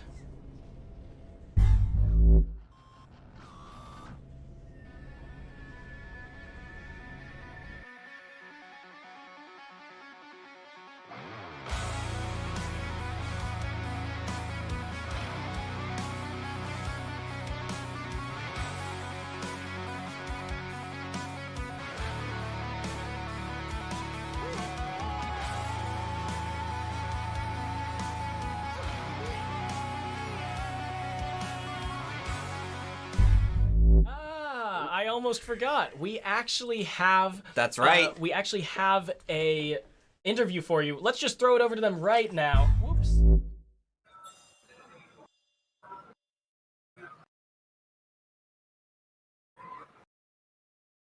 I think they're gonna... Am I good? Okay. Hey guys, it's Ariel Ari Panda West here with GetRECt. I have Winged Nation, the mid laner for the losing squad. Now, you guys played really well that second game, actually. You whipped out the pike mid and you guys started coming back. So Tell me a little bit about game 1 first, Okay. and maybe some things you guys adjusted for game 2. Okay, so we called ourselves Team Off Roll for a reason. We not intentionally went off roll, but we ended up having to based on what players were comfortable with. Sure. So what we discovered though in game 1 was the mid laner for that who subbed in for us. One of the game on actually is not very comfortable with assassins. So while I was hoping to play Kha'Zix a little bit, they just first rotation banned it from me. They'd seen I was playing it, they know about it, and then it turned into an awful Hecarim game. Sure. But the first game was us just kind of figure out stuff. Second game where we got onto a bit more comfortable picks. Sure, yeah. And it kind of showed it, at least making it a more entertaining game. For sure. So tell me a little bit about the Pike mid. Is that something that it's like kind of your pocket pick? Is it your secret? I thought it was kind of becoming meta at this point. With the lethality changes made him really strong. Back in our, I don't want to say troll match, but in the first cross-conference match we did, I played Pike mid into TLP as well then. Right. And that was prior to the lethality changes. And even that was an all right game. So yeah, Pike seems kind of overtuned at the moment, at least to yes. me, especially being a support. I try to ban him any chance I get. So. Yeah, once he's like level 16 and you're with lethality items, it's basically 1,000 damage ultimate execute. Like, yeah, no, that's crazy. It's a little too much damage. For sure. So, are you guys coming back to the OKLCS next split? Yes, actually, the team that we played against is a pretty close preview of what we might be running. Oh, really? Okay, so like is it still going to be? We still haven't figured out. We'll be under a different name. We'll actually be. I guess we might as well announce this right here. We'll actually be under the Return of the Middle Sticks name. Oh, okay. Gold Cap, Return of the Middle Sticks. For those of you who don't know, Yep. Diamond Cap. I thought about playing Fiddlesticks just as the announcement, but I couldn't do it. Sure. But we haven't figured out the exact details on our roster. We've got 4 members locked in so far, and we're still trying out 2 of them, both of which were represented today as well. So that makes things almost awkward. I was gonna say good, kind of like good to preview, but at the same time, maybe like, yeah. Gotcha. Okay, well, thank you so much for doing this interview with us, and super excited to see what you guys bring to the split in the spring. Thanks. Guys, just give us 1 second. We're going to get a Jabronis from the winning gold capped team. And here he is. Hello. Everyone. This is Jabronis here with me for this interview. Okay, so tell me a little bit about game 1. You guys kind of powered through, and it was pretty dominating victory. So what did you guys have specific draft picks that you wanted or that you had in mind? No, I think we just kind of picked what we wanted to play. We knew this was kind of for fun. Yeah. It was a fun match, and we just wanted to play. I wanted to redeem myself on Zed personally because I remember the last time when I played against Wing and he was on Lysandra, it didn't go so hot. So I definitely wanted a redemption game for sure. And then we just kind of picked comfort champions: Trey J on Garen, Hulk on Zach, Maristamatic on Alistar. I didn't know he played that champion, but yeah. You know? Yeah, so pretty much, just comfort picks, and then obviously you saw us styling out there on them. Yeah, so. for sure. Game 1, absolute domination almost. Like there really wasn't a whole lot of room for error on your guys' And that was mainly because the newer guy, obviously, to the scene, sure, he wasn't super used to that kind of a setup, so he could kind of see the nerves on him. And then they put Winged in the jungle. So right. Okay, so tell me a little bit about game 2. You know, you guys were coming out real strong, and then like toward that mid game, to be the other completely team honest, started to come back. About halfway through, we're like, should we just try to see if we can go to a game 3? Because we're having so much fun out there. And and the group of guys I was playing with, we were just like joking and stuff. And you could kind of see us not take it as seriously about halfway through game 2. But it was a lot of fun, though.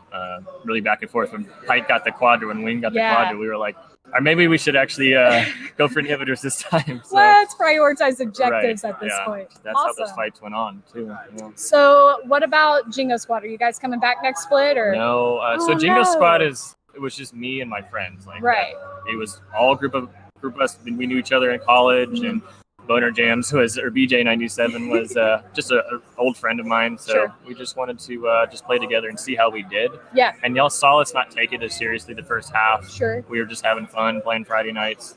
And then about halfway through the season, we're like, all right, we're better than everyone. Oh, yeah. And you guys came back and you ended up taking fourth. Right. So... And we got to playoffs, and then we had fun in Oklahoma, too. And we're just there to have fun. That was our whole spiel. Yeah. But you guys don't plan on coming back in the spring? I will be coming back. I'm thinking I'm going to join forces with Winged and Maristamatic. And then Trey J might get on his own team. He's been considering it. Gotcha. So if you're looking for a top laner, Trey J's He's available. Good to know. Yeah. We got that pitch there. Okay, well, thanks so much. I appreciate you guys coming to KC Game On. I hope we have more of these. I mean, we live downtown. Definitely. So we are going to try to at least twice a year host events, like draft event wise. So maybe one in Oklahoma City, one in Kansas City. Awesome. So trying to intermingle the players some more too. Cool. But yeah. All right, casters, back to you guys whenever you're ready.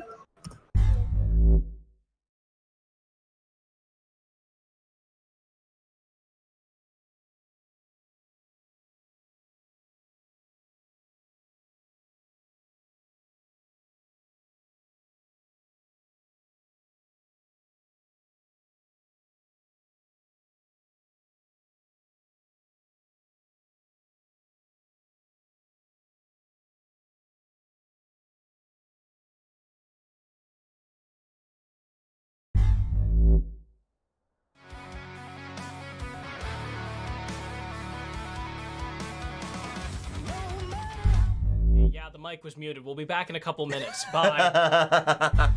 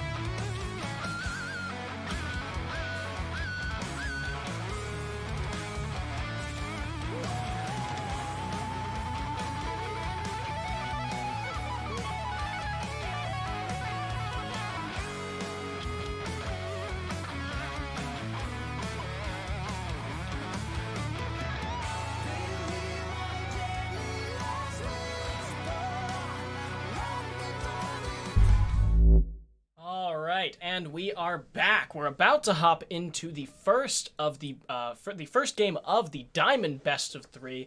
So let's introduce the teams as we get into Champion Select. So on the blue side, we do have Mechanical Reaper's top lane support group, consisting of Mechanical Reaper, Aikado, King, Yeetloaf, Yabyinda, and Zildjian. Meanwhile, on the red side, Team Never Lucky.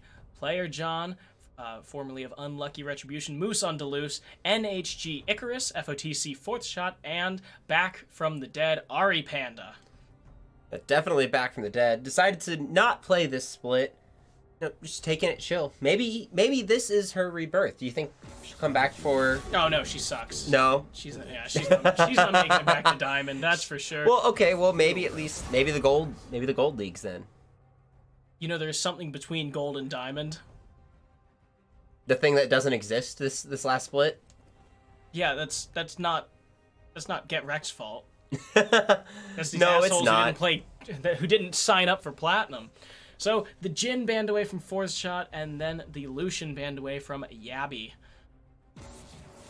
It's good to see that Yabyinda finally managed to get somewhere in person without his OP router.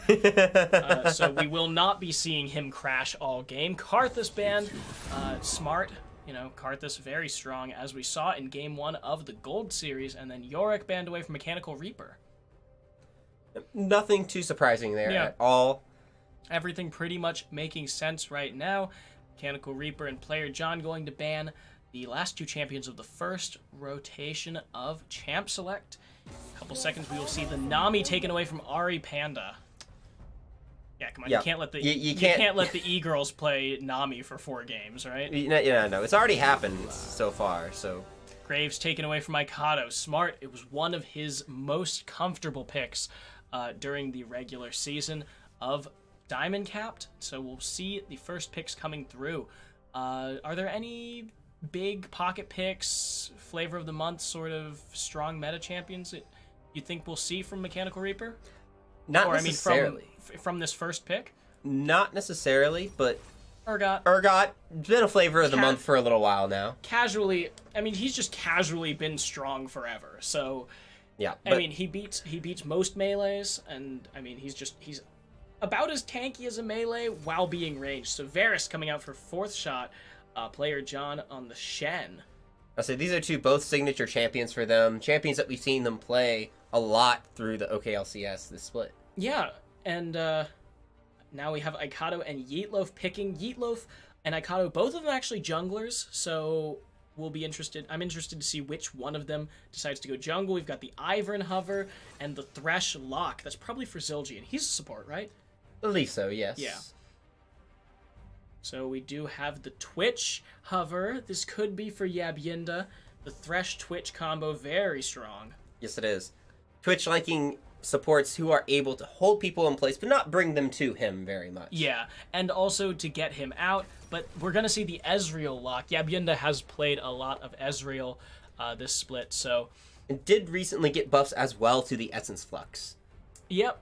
We did, yeah, we saw some buffs as well as the ultimate. The ultimate change deals 50% damage to minions now, but there is no damage fall off. So yes. And they also, I think they changed the AP ratios a little bit to help AP Ezreal a little more, because since his ult is his ult is so AP heavy in terms of like what AP Ezreal likes. It's all in his ult, so you don't want to take away one of his biggest strengths. Encouraging off-meta rolls. Let's go. Hi, Joey. Hello, Joey. So, Kazakhs banned away. We do see Aikado with the Kazakhs clan tag. But since neither Aikado nor Yeetloaf has picked a jungler right now, they still don't know which one is going where. So they might have to ban Yeetloaf's Talia. He had a couple of really strong showings on her in the Diamond split, so it's very possible. Yeah, you might just want to ban it anyway, just because it's such a flex. You could take it mid, you can take it jungle. Yeah, it's not as good mid. It's not as still, good, but yeah. we've seen it. We've seen it, and it hasn't been horrible. No. It does take an experienced Talia player. So Xin Zhao taken away. I think those are both, or actually Yeetloaf played a significant amount of Xin Zhao, by the way, to the arena. Yes. I think. Yes, there.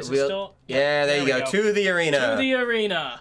Now Mechanical Reaper with the final ban. What are they going to take away? Another mid laner, possibly, or a jungler?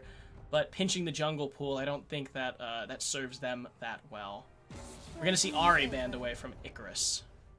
Yep. I'm assuming Icarus is... I'm going to assume that they're lining up in order, possibly. Yeah. I mean, this is supposed to... They're supposed to have their stuff together, right? Basically LCS. They're supposed to have their things together. So 4th shot picking here. They might leave the mid for the counter pick, yeah, and we're going to see the Kayn lock in for... Guessing Moose on Deleuze. He's got Smite. He does. He does have Smite, and... Kayn is a pretty good, relatively good pick. Still works well. You could pick Dark Harvest with the Kayn as well. Still gets a lot of extra damage out, but I like this. I like this hover from Xerath.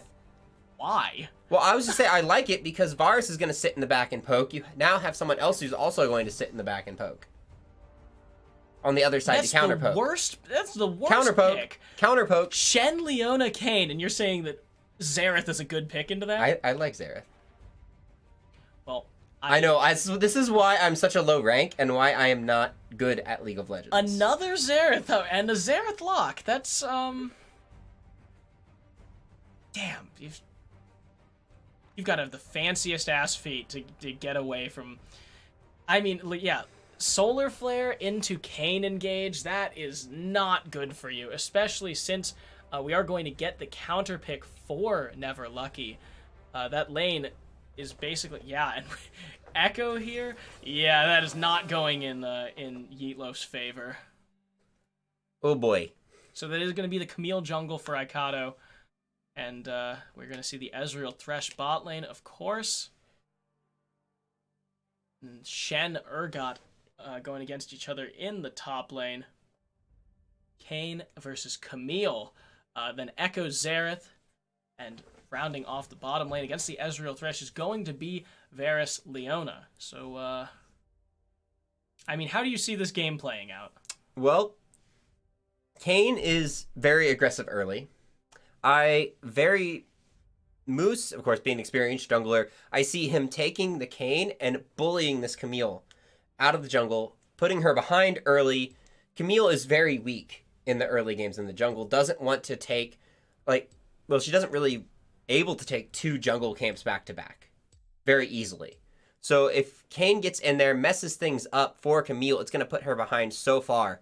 Then Kayn can just go back, do his things, and then has a very easy ganking time as well. Gets extremely ahead in farm, extremely ahead in damage, and just shuts down Camille, which will shut down a lot of their team. Yeah, Camille is more of a gank-focused jungler, not really great at clearing. Kayn, on the other hand, much stronger at clearing, but sacrifices a little bit of that gank potential. He's still very strong with his shadow form wall thing. But he, having that, it's pretty strong, but mostly in the bot and top lanes. So being able to get around those large walls is going to be in his favor, trying to gank for player John and then fourth shot and Ari Panda. On the other hand, Camille can gank from pretty much anywhere. It's just that she has not so great clear. So if we, as you said, if we see Moose bully out Aikato early, then this game can definitely start snowballing in the direction of Never Lucky. Yeah, so I'd like to see Moose start chickens. Or at least have, a leastless start, no clue where the Kayn is going to be going. It's going to make Aikato's life in the jungle a lot more difficult. Well, yeah, and Moose starting chickens takes a lot of pressure off of Fourth Shot and Ari Panda. They do have a stronger level 1 than Yabienda and Zildjian, and getting that level 2 makes them first makes them a lot more threatening, especially with the Leona Zenith Blade and Shield Bash being able to stun up and take a significant chunk of health off of either of these bot laners. The mid lane, I think I've already voiced my opinion on the mid lane, but Yeetloaf is in trouble. Yeetloaf is going to be in trouble if Kayn gets ahead, if Echo gets ahead, or if Shen or Leona have good catch. It's if you can taunt him if he's out of position at all, or even if a solar flare comes around and stuns him. I mean, that's bad news bears. Yep. So 42 seconds left on the spectator delay, and we do see 3 teleports, Urgot, Shen, and Xerath. I'm not sure how I feel about the Xerath teleport. I think you need a defensive summoner to deal with this Echo. I feel like Cleanse would be good. Okay, Barrier would be good. Barrier would be good in terms of the laning phase. Cleanse would be good later in terms of team fighting. And I think Ghost as well. Ghost could also be serviceable, just because having those fancy feet, getting your boots first and being able to use your Ghost to get away from ganks, being able to use that to dodge out of, anyone's skill shots. I think any of those 3, basically, teleport, cleanse, or barrier, cleanse, or Ghost would have been better than teleport here. But we are hopping into game right now, going to take a look at the skins. So what are we going to have here? Most important part of the game. High Noon Urgot, Star Guardian Ezreal, Dark Star Thresh versus a 5-skin team: Pulsefire Shen, Odyssey Kayn, Sandstorm Echo, Arctic Ops Varus, and Lunar Eclipse Leona, the newest legendary skin. I definitely have to say, okay, so there's the Solar and the Lunar. I definitely like the Lunar Leona.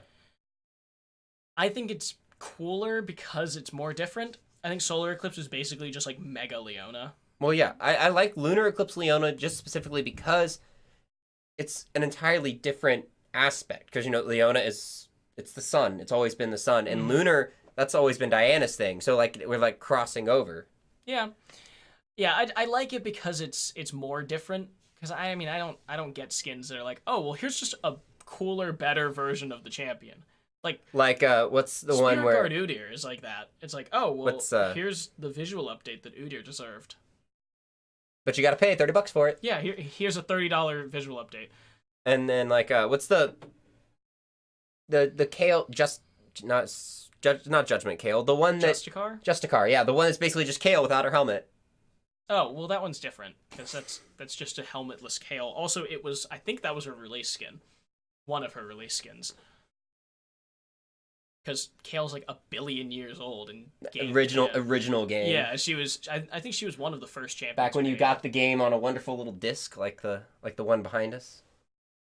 Oh yeah, there is a disc behind us.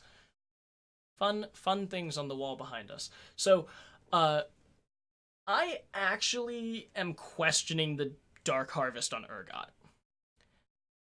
I mean, you're not gonna get Shen that low. Especially between the Spirit's Refuge and the Grasp of the Undying. Like, if you're actually trading, then he's not going to go that low because of the Grasp of the Undying. And if you're just trying to poke him, you're going to run out of mana and whatnot before his Spirit's Refuge stops working. Mm-hmm. I think Klepto probably would have been better, just because now that it's got the two double proc instead of the single, I think it definitely would serve you better than I think it would serve you better than Dark Harvest in this case. Yeah, definitely. Now for later, Dark Harvest is probably better, but yeah, it is. But really, especially in lane, the majority, like you mentioned, going in basically, pushes W, has a machine gun. Oh, Spirit's Refuge, nope. Yeah. Like it's gonna be very easy for player John to counteract that. So we are getting into game here. Would you like to introduce the... God damn it! Really? Hey! Welcome to our split, everybody. This is what it's been like. You got my hopes up. We get hopes up. We're like, yes, fights, let's go. And then pause for 5-10 minutes. But... well, hey, this does give us ample opportunity to introduce the teams while we have this pause. So on the blue side, we do have the top lane support group, led by Mechanical Reaper in the top lane, playing Urgot, Aikato in the jungle on the Camille, King Yeetloaf playing mid Xerath, Yabyenda on the Ezreal ADC, and Zildjian. Is that right? Zildjian? Yeah. On the Thresh support. Meanwhile, the red side is manned by Never Lucky, player John in the top lane on Shan Moose on Deleuze, in the jungle on Decane. NHG Icarus playing Echo mid, and in the bot lane we have FOTC Fourth Shot and Ari Panda on the Varus Leona combo. So the Varus Leona combo going to be significantly threatening at level 2, especially if they can get it before Yabyenda and Zildjian. Yeah, it is. And so there's a lot of damage that's going to be put out there. Level 2, of course, Leona is when she hits her stride, has the Zenith Blade, has the stun as well, gets a lot of extra damage out. They do have to be careful, though. Yabyenda's not, not too shabby level 2. Also, especially if you pick up the Essence Flux, getting that extra damage on the Arcane shot. Yeah, but level 2, you almost universally take the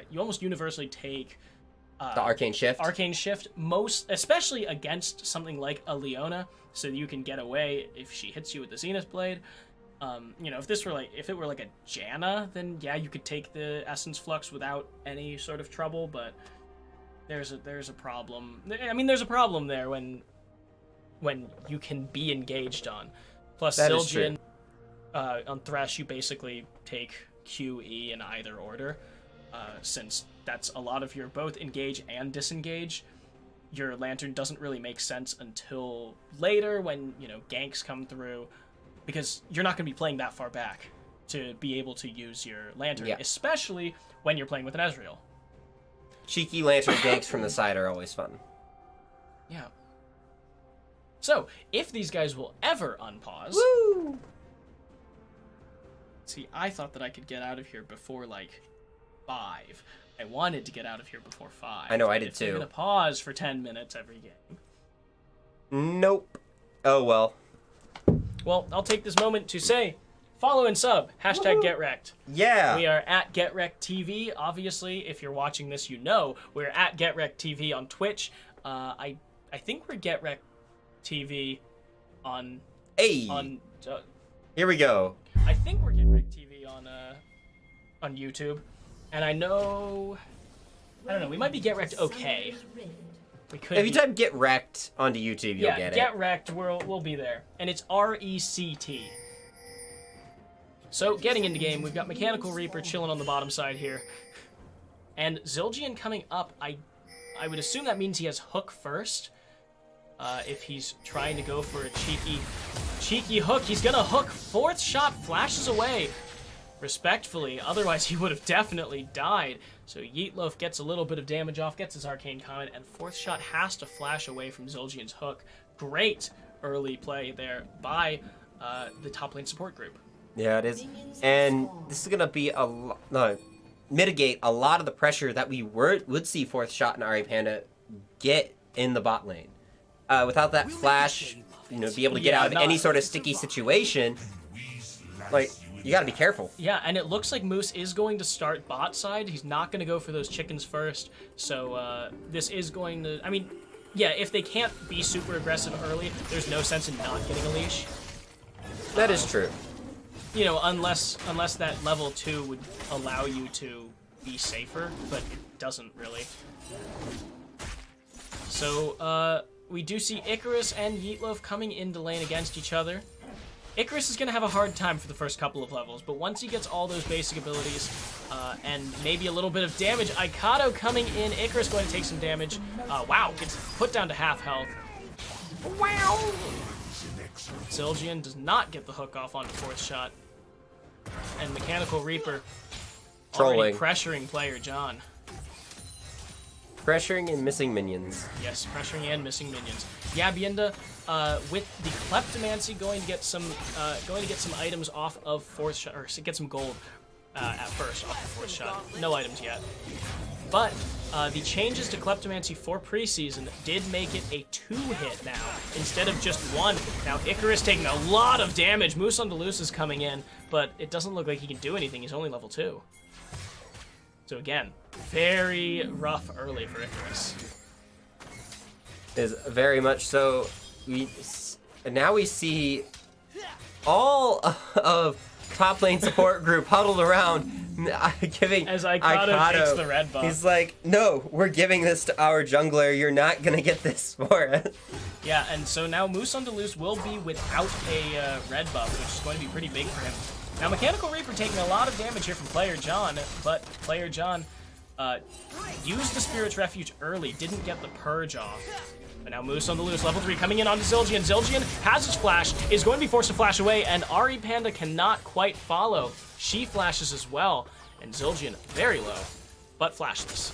Yeah, I think a little bit of disrespect there from Zildjian though. When Kane goes through the wall, you are able to see like where Kane is closest to on the wall. So now player John here holding him for the purge, but now Mechanical Reaper going to get the Dark Harvest hit off onto him. Ooh, player John very low, but he gets to level up, going to be safe. He is though, doesn't have any potions though, so needs to be careful. Especially with Akado here now as well. He might be in trouble, but he jumps away. The tactical sweep not going to do enough damage. But he is gonna stay. It looks like he's gonna stay. Try and soak some of this XP. But if he steps a little too far forward, Aikado might be able to take him down. Nope, Aikado finishes the back. I know, and poor Icarus though, just getting a total beating in this mid lane. It should start to come back into his favor, especially once he goes back to get his Hex Tech revolver. Yeah, now jumping in onto Eatloaf, he can get some cheeky poke like that. Now Moose on the Loose is here, going to do some damage to Zildjian, but he gets pulled back. Moose on the Loose going to lose his life. No! The heal from Fourth Shot going to keep his jungler alive. Good heal there. And Yabienda is now summonerless. Yeah, that's what they need to watch out for. But Aikado is coming in, and Ari Panda might be in trouble. The hook shot is not coming through yet, but Ari Panda doesn't, you don't even need it. Yabienda, though, forced to flash away. First blood goes to Aikado. The hook shot going to hit Fourth Shot. He may have overstayed, but Icarus is down here, and Xerath isn't. Aikado going to lose his life, and Zildjian uses the Ignite. It's going to take down Fourth Shot, it looks like, but Zildjian might lose his life as well. Player John going to die. Mechanical Reaper taken down in a 1-for-1 trade. So overall, extremely messy, but 3 for 3 at the end of the day. Edge going over slightly to the support group because of that first blood onto Aikado, but overall, I mean, the gold's almost dead even. Yeah, overall the gold is dead even. Less than 100. We do see Icarus, though, getting 2 of those kills, so that means he's going to be ahead, has those extra Dark Seal stacks, is going to be able to bully Yeetloaf now. As well, he's got a blue buff. He can spam.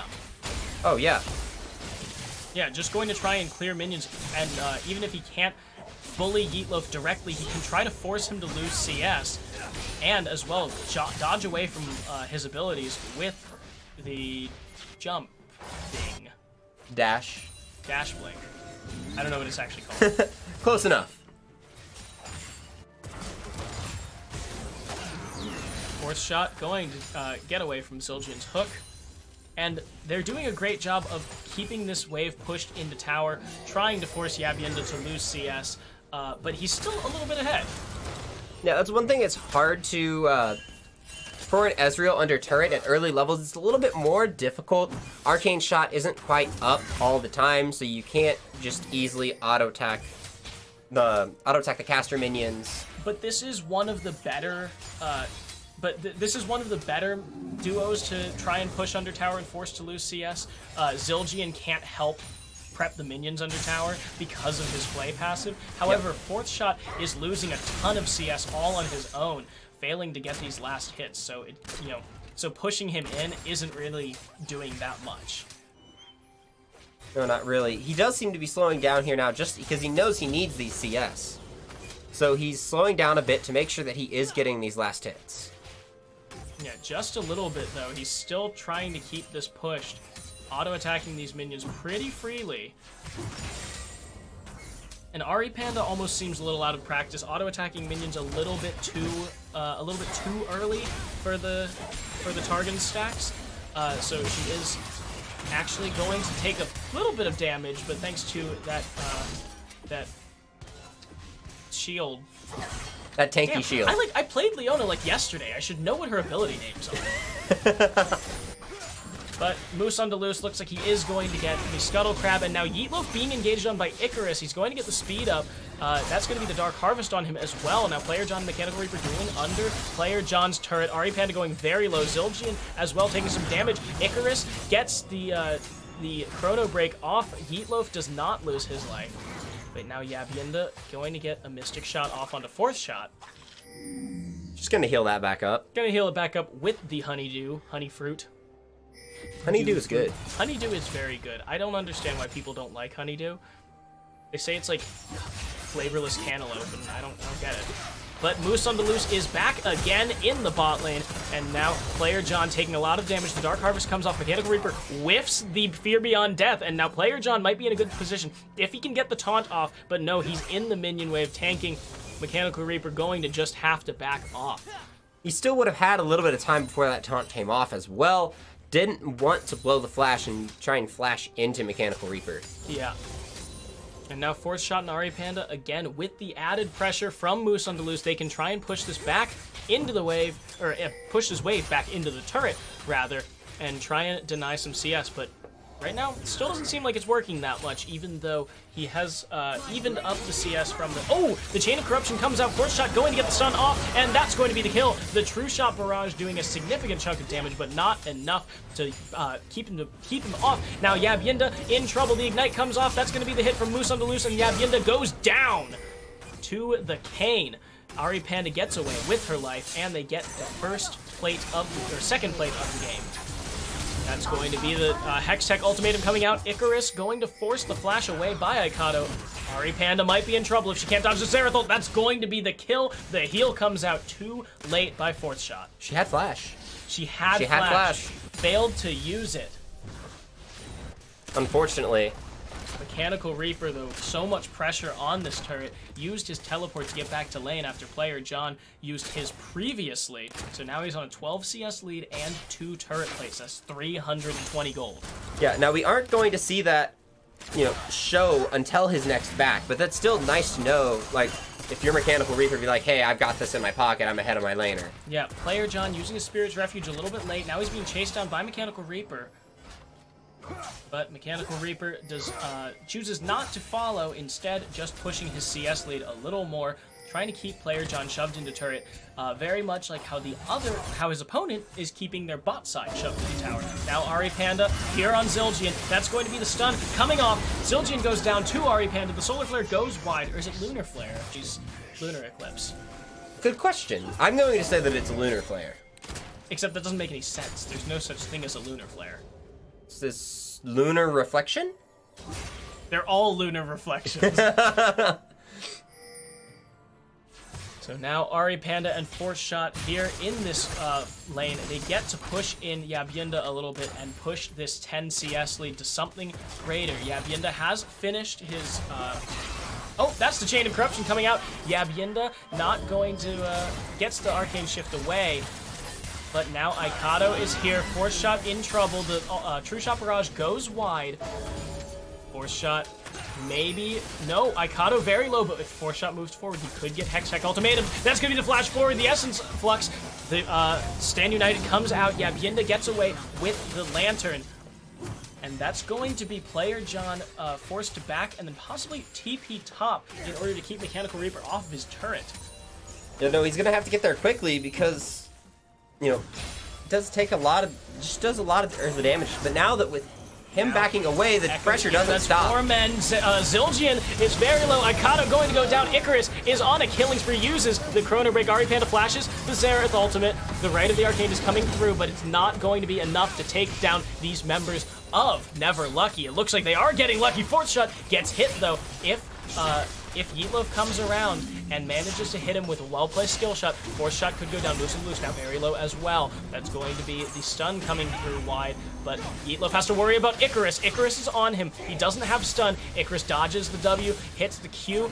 He's going to try and get some damage off, gets stunned, but now he's jumped on. That's going to be the kill by Icarus onto Yeetlov. He's on a rampage. 4-0-2, ladies and gentlemen. He is. Just as player John leaves, and he's like, hey guys, I gotta back out, and the top lane supporter is like, hey, we got a moment to breathe, but Never Lucky instantly says no, bringing Moose and Icarus down. Really good rotation there, allowing player John to back off, but yet still applying the pressure. Yeah, he and player John got a turret plate up there while Mechanical Reaper had to back off, so he actually managed to keep Mechanical Reaper from pushing any more turret plates in, although he's very close to getting him down to 2, trying to keep the minions away so that he would have to tank for it. But no, now the minions aggroed onto the turret. Mechanical Reaper probably going to just get an easy hit. He's in range. He's gonna get that 160. And Mechanical Reaper is sitting very pretty. He has the full Black Cleaver right now, and player John in trouble, not using his Spirit's Refuge. I don't think he has it. That's going to be the Fear Beyond Deck. He can't flash it. Mechanical Reaper solo kills player John. Now Yabyinda going to be in trouble. He's slowed. He's slowed again. He's slowed a third time. Ari Panda takes the kill with the Ignite, and now it looks like Never Lucky might get the first turret in the bottom lane here, unless Mechanical Reaper and Aikato have anything to say about it. They get it down very low. That's going to be the last turret plate. The last turret plate has fallen, and that's going to be first turret coming over for Never Lucky. very lucky in this instance. Yeah, where the turrets went down extremely close to each other, and it's really especially lucky for them because now with Kayn on the bottom side, they have that Drake priority. Yeah, they have the easy dragon, and now Zildjian might be in trouble. Icarus getting the speed up, he gets flayed away, and it looks like he's going to have to let it go. Ocean Drake goes over to Team Never Lucky. But now in a 3v1, Icarus might be in trouble. He's gonna trying to jump onto Zildjian. Zildjian doesn't flay him away, actually flays him before, gets the kill, and now with the Chrono Break, he might get out. No, gets hit by the first right of the Arcane, dodges the second, the third one's coming through. That's gonna be the True Shot Barrage going wide as well, and oh my god, Icarus lives. Talk about fancy feet. You're saying Yeetloaf needed the feet, but right now Icarus has him. Yeah. Using the proto belt, using his dash, and making sure that he got away from two of the three shots of the Right of the Arcane and the True Shot Barrage, which was aimed a little bit high. And now we've got 3 members heading top to try and take down. Is that Darken Kayn or is No, it that's Shadow Assassin. I saw the W. If the W stays in place, it's Shadow Assassin. Okay. So now Ikato might actually be in trouble, going very low. The Xerath is here. Ari Panda is in the back, going to get the Hextech ultimatum on him. Player John is here. 4th shot gets pulled in by the Fear Beyond Death. That's going to be the shutdown. Player John on the run. Ari Panda going very low, going very dead. And that's Player John on the run. He's going to have to back off. He doesn't have a turret here anymore, and 4 members of the top lane support group are in the top lane supporting the group. There you go. Exactly what needs to happen. Exactly what needs to happen. They're on the Rift Herald now. They might go for this, but Icarus is on the other side, and he's 5-0-2. I really enjoy the Shadow Assassin Kayn on this skin. Oh, Yeetloaf might lose his life here. He goes very low, has to flash away. Moose on the loose, can't quite complete it, but that's going to be Zildjian going down. Mechanical Reaper on the run as well. Ikato coming in, uses the tactical sweep, tries to CC. Mechanical Reaper still running. Yeetloaf very low. Moose on the loose. He is trying to run him down, but he doesn't have the pass-through walls. Mechanical Reaper not quite going to be caught by Icarus there, but they still got Zildjian, and they still zoned them off of the Rift Herald. They did, and this means that Never Lucky now has a chance. Everybody having to back. If they can burst down, they can take it down fast enough between Icarus and Moose. They have burst. Yabyinda is here, and he has a lot of poke. Icarus going to jump onto him. Yabyinda trying to manages to get himself away. The True Shot Barrage comes out, hits all 3 members. What the hell? Oh, the Chrono Break! Yabyinda walks right into 4th shot. He wasn't paying attention where Icarus's shadow was going, and that's going to be a kill, a turret, and the Rift Herald here for Never Lucky. They're 3,000 gold, 2,000 gold ahead of their opponents right now at 17 minutes. I'll say, and that's in the words of a relatively good Echo player. But Ari goes back in. That's going to be Ari Panda with the aftershock flashing away. 4th shot very aggressive here, standing right in front, going to get stunned, pulled back. That's going to be the Fear Beyond Death, and he's going to go down. Now, Icarus actually gets caught by the Fear. He can't get out. He doesn't have his Chrono Break, and that's going to be Moose on the loose, losing his life. Icarus on the run. If he gets CC'd, he might be dead here, but he dodges away from most of the CC, stands to BM a little bit, but the flash forward by Zildjian, he's going to lose his life. Too much BM. And Icarus,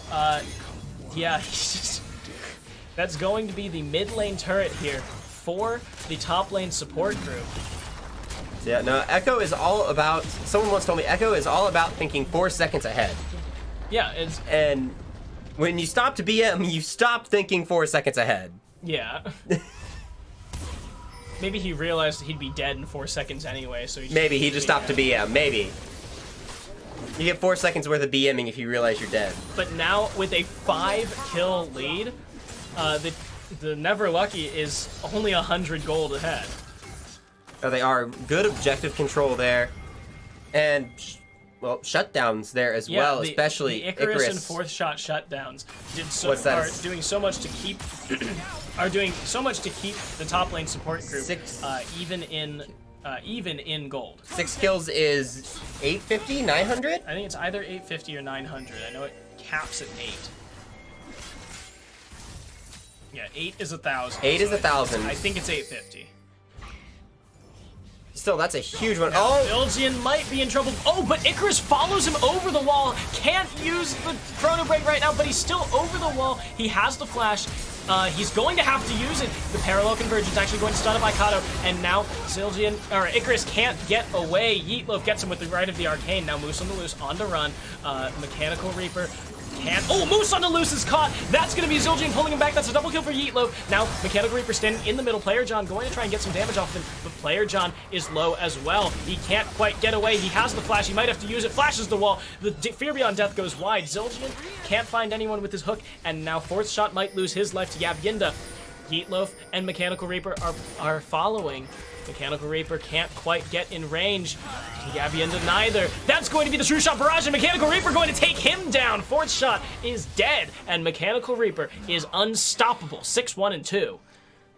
No, this is exactly what top lane support group needs. They now have the fights. Xerath, was a little bit behind before in terms of gold, but now in the last few minutes has picked up so many kills, just being in the back, being Icarus allowed. Goes into Zildjian. Zildjian is going to not quite die, but the Ignite takes him down. Icarus gets the kill. Now Icarus very low. Has already used his Chrono Break, and now Player John's got to do something here. He loses, or no, he's still alive. He actually kept himself alive. Now Yabyinda, Zildjian both lose their lives. Icarus, oh, Player John sniped by the right of the arcane. Yeah, and it's exactly what this kind of play by King Yeetloaf, even though, hasn't necessarily paid off until the 15-minute mark and getting him kills, he's been around doing a very good job of hitting all of his abilities on champions, getting them low. I honestly think this would have been a good opportunity for him to take Dark Harvest. Yeah, he has, well, see, the thing is, here, he's been mostly untouched by Icarus. Icarus has been going on into Zildjian, Icado mostly, and Yeetloaf has been able to stand back. That dive really not coming through for Neverlucky. And with the Rift Herald not going to get a charge off onto the turret, it was about to expire, so Moose had to use it. But all it's serving for is 25 gold for the top lane support group and a dragon. Since they were Occupado with the Rift Herald. Yep, but now they are out of position. We see Icarus on the backside trying to flank. Yeah, Icarus can't quite flank, but that's going to be Zildjian rooted in. Fourth Shot, wow, just popped. It's a 5v4 here. That's going to be Ari Panda going very low, taken down by Yabyinda, and now Yeetloaf being engaged on by Icarus, but he manages to get away. No, not quite. Moose on the loose takes him down. That's going to be a suppression. Player John loses his life. That's a parallel convergence and a Chrono Break for Icarus. Moose on the loose, on the run, but he can't. He dies. That's going to be a 4, now almost 5. If Yabyinda takes down Icarus here, it will be an ace for 2. Icarus has to dash sideways, but no, cannot do it. Yabyinda gets the kill, and that's the ace. Now putting themselves 3 kills ahead and pushing into the inhibitor turrets here as Yabyinda takes down an inner. So with Fourth Shot up, I don't think they'll be able to get this inhibitor turret, but it will be a substantial amount of damage. Maybe they can get it. Yeah, they do get it. Icado with the true damage on the other hit of the thing. Tactical sweep? No, tactical sweep's a W. No, but so Icado now counter jungling Moose on Loose, getting the Krugs here, and it's 1,000 gold bounty on Mechanical Reaper. He has gotten 9 kills since the last time he died. Whew. That is amazing. Actually, no, I think it's only 8 kills. It's only 8 because he died second in the Player John trade. Yes, it caps out at 8. So Fourth Shot just farming when he can, but the right of the arcane's coming out. He's got to try and dodge both Yabyinda and but Yeetloaf takes him down, and Yeetloaf might die as well. Icarus going to jump on him and take him down. Yabyinda loses his life. Ari Panda's Solar Flare does not connect since he was already dead. Now Zildjian is in trouble. That could be a 3-for-1 here. It is going to be a 3-for-1, and they're going to probably get this turret here in the mid lane. Or they look like they want to go for Baron, but I don't think they have the damage to do it right now. They'll just satisfy themselves with the turret. They bring themselves... The pings, though, do go to Baron now. They don't have Fourth Shot, though, so he's got to get there, or else I don't think that they have the DPS to take it, especially with Icado still up and able to harass there. But Icado in the mid lane. Now they're taking this down very slowly. if they don't have a Mountain Drake or anything that would help them take it, Player John and Mechanical Reaper duking it out in the top lane. Stand United is not quite available yet, but the teleport is Stand United about to come up. It is available now, but Mechanical Reaper is putting so much pressure on this inner turret. Player John is probably just gonna have to stay. He is, and seeing that, we notice that Never Lucky does back off the Baron. Yeah, they made a risky call and they couldn't follow it up. So good call rotating away from it rather than, trying to bum rush it or whatever. So now top lane support group getting a lot of vision here in this Baron side of the map. Meanwhile, we see Force Shot and Icarus go back to the duties of clearing waves and trying to keep them away from their inhibitors. Oh, but Moose on the loose jumps in on Ikato. Ikato's going to go down. It's now a 3v3 Yabyinda. It's a 3v2 here. And that is going to be a 2-for-0. Player John still in the bot lane. And now that spells Baron. That spells Baron. Force Shot is here. He has his Gwinsus. Oh, but Moose on the loose. Almost died to Yeetloaf here. He's gonna have to back off, and without the without the jungler, they're not going to be able to finish it here, even with Ikato dead. No, but clearing out vision is still an option. Yeah, it's both an option and the way to go. Zildjian not quite connecting the hook here against Fourth Shot, so they're not going to find a pick right here. But 50 seconds to the dragon. I think we're going to see Never Lucky try and take the fight here. They're only 1,000 gold down right now. Yeetloaf soloing this blue buff and takes it down. But with 30 seconds left on the dragon, we do see them pushing out waves and Force Shot going back so that he can try and finish his Runeans before this dragon. It is almost certain that there will be a fight if top lane support group wants to try and contest this, but a pick here could mean no contest. Nope. They are spotted out. Yeah, smart ward. And now rotating back to the dragon. 5 seconds left. The Infernal Drake coming up. I think top lane support group is going to need to fight this. It would be a 5v4, but Player John does have his Stand United. Icarus on the backside, but Mechanical Reaper comes over the wall. They can start it. Moose on the loose, gets the smite, gets it off. Zildjian going to go down. Ikato uses the Hextech ultimatum, but Mechanical Reaper's in the back of the fight. He's going to catch Moose on the loose. Now Fourth Shot is fleeing, but he takes him down. That's 1,000 gold handed right over to the Varus. And there's still a 650 gold bounty left on Mechanical Reaper. Because he is just so far ahead right now, but with 2 members down to the 1, they can start pushing. Fourth Shot has a lot of gold in his bank. He wants to go back, but more than that, he wants to try and get this turret. Yabyinda and Yeetloaf, though, making it very hard to do. That's going to be the right of the arcane. Fourth Shot has to get away, has to flash away, but he still loses life to the right of the arcane. Icarus goes down as well to Ikato, and that's going to be Ari and Player John on the run, away from Yabyinda and Ikato. The Solar Flare comes down. Ikato can't connect the hook shot, but it doesn't matter. Ari Panda is going to soak damage while Player John runs away. They lose 2 members, but now Moose on the loose is here. Ikato going to get killed in return by Moose on the loose.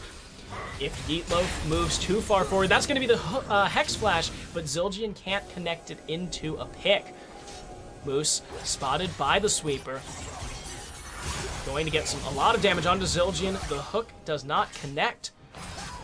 So they are going to stop the push there. Ikato moving too far forward, losing his life to Moose on Toulouse. So now Fourth Shot running bot lane, trying to stop that inner turret from going down, but the damage is being done. The Baron is still up. Neither team has touched it since Never Lucky's botched attempt on it. Ikato is alive. All 10 members back on the map. Mechanical Reaper gets a ward. Yeah, and I do think that is a good move. Like you mentioned, neither team has gone for Baron. I do think that's smart. Both teams at this point are very even. It's only 2k gold, 30 minutes into the game. Fights can swing either direction. It's not like, one team has a massive lead, can bait out the Baron and turn for the fight. The moment you go for that Baron, you need to go, and neither team is going to be able to bring it down extremely quickly. Yeah, it would take an insane pick, an insane clean pick onto either jungler to even start to, bait this Baron.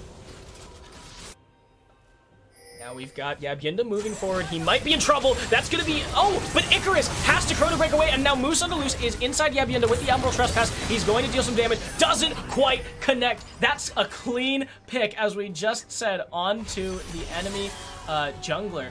But with Yabyinda low, I don't think they want to start this until he's full health again. But they can push. They have an open inhibitor. They still have the chance to push. Right, oh, look at that damage. Fourth shot. If he gets hit by one more, he might lose his life. He is not quite going to, but it doesn't matter because Icarus is dead. Ari Panda about to lose her life as well, stuck in the middle of 3 of them. And that's going to be a double kill for Mechanical Reaper. He's back up to a 700 gold bounty. Fourth shot and Player John are the only 2 left. Moose and the Loose still has 12 seconds remaining. They're going to try and bring this Soul Cannon minion in, but no, they can't complete it. They're just going back for the Baron. Now they are. They're doing extremely good job right now playing this map, getting the picks that they need.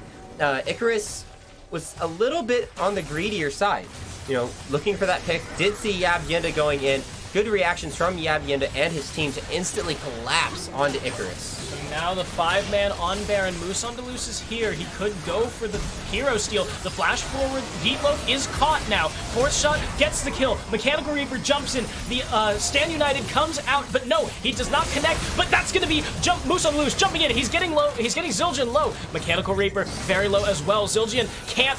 He's not dead. Moose on the Loose is. Fourth shot moves too far forward. He's resurrected now. Player John is here, but Icarus is in the fight now. Ari Panda has her Solar Filler, hasn't used it. Mechanical Reaper stunned. Yabyinda going to take a lot of damage from Icarus. Yabyinda going very low. Icarus gets the kill. That's going to be Mechanical Reaper and Zildjian. No, Icano. It's Icano.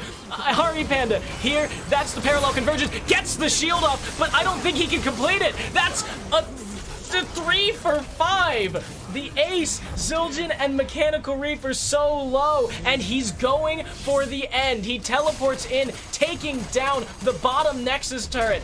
With 15 seconds left on fourth shot, 10 on Moose on Deleuze. I think they can go for the end here with Heatloaf and yeah, they're just on the Nexus. 2 seconds to Moose on Deleuze unless he can kill Mechanical Reaper and Heatloaf immediately. No, he's stunned. That's going to be the hits. He's going to go so low. He has the Fear Beyond Death, and this is going to be the game for the top lane support group. Woo, what a fantastic final fight. It's not the kind of fight you get to see constant, huge, what was that? A good 15 seconds. Back and forth fight. People disengaging, re-engaging, disengaging, re-engaging, smooching around the tanks, allowing everybody to have a part in that fight. Such a wild, chaotic fight as Never Lucky came back from their death timers. Icarus runs into the fight. Ari Panda follows him in, and finally it ended up being a 5v5, but that unfortunately Never Lucky lost. Mechanical Reaper took the opportunity, teleported in, took down both Nexus turrets, and that was the game for them. So that was game 1, and we'll be back in 5 minutes with game 2, so don't go anywhere.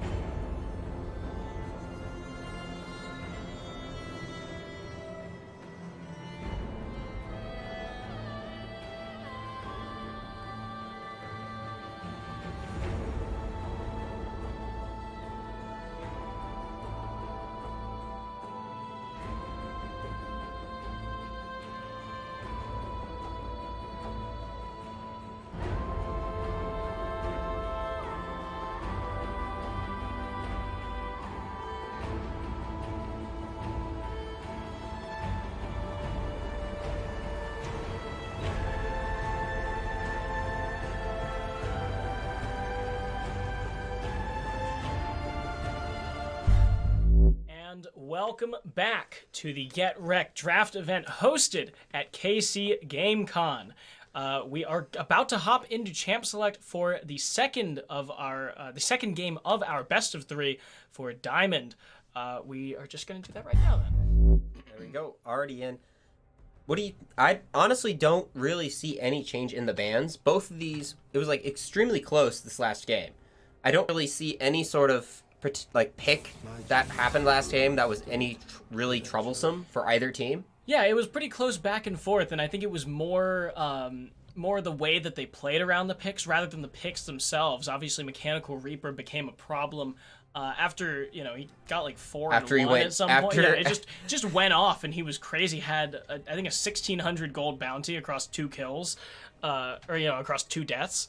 So it was it was pretty big that he was that strong that early, and then Yeetloaf came back through that and ended up being one of the most significant damage dealers in that game, since Icarus and Moose on the Loose and player John were ignoring him in favor of Mechanical Reaper.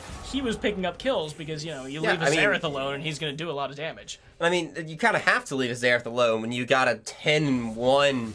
Yeah, 10 and Urgot running in your face. So we are going to see the Urgot ban. We guess we will. What was banned in that place? It was I don't remember. I sadly don't either. Yeah, so the third ban for the top lane support group is going to come out in just a second. There wasn't anything super.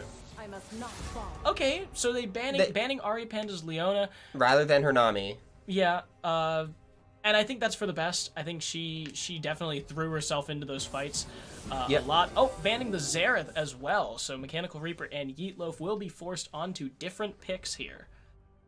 I mean, that'll make things interesting. But let's see. So first pick, Karthus is down. So no cheeky Dark Harvest Karthus. Yeah, Mechanical Reaper does have a pretty deep champion pool, so he's actually going to lock the Graves. Most that likely was the that's other for ban. Aikado, yeah. That was one of the other bans, was Graves, which is really good. We've seen Aikado dominate back last split on this Graves. He likes this very aggressive jungler style. Yeah, and now we are going to get to see 2 picks coming out for the red side. Player John and Moose on the Loose both getting to pick up champions for their team. What's it going to be? The first one coming out is Malphite. Okay. So if Malphite is for player John, then there are 2 ways you build Malphite. You either build him, infinite armor. Yeah. Or you build AP. I love AP Malphite. I think we all love AP Malphite. However, I do not. Well, I mean, who knows? It's game 2. They could do anything. They could be going for like a sort of Yasuo comp. If Icarus takes Yasuo, the Malphite is really reliable engage for that, and is definitely one of the staples for a Yasuo comp. For having a top laner with super reliable engage like that, especially if you pick up an Alistar. So Morgana picked up that if Yeetloaf is hovering Nami now, either that goes to Zildjian and he plays Morgana, or he's just trolling. I can see Morgana mid. Yeah, Morgana mid is not a stretch of the imagination at all, especially with Dark Harvest, how strong she is there, but could just be taunting Ari Panda. Could just be, possibly. Yeah, the Kaisa locked in for Yabyinda. That is probably going to be a Morgana for Zildjian. That's Morgana's biggest strength, being able to poke freely with the with the pool. See all the random ADC flashes. Cycling through all of the ADCs that he's like, these are all the attack damage carries that I have, and Yasuo. Yasuo is actually listed as a marksman. Oh, there you go.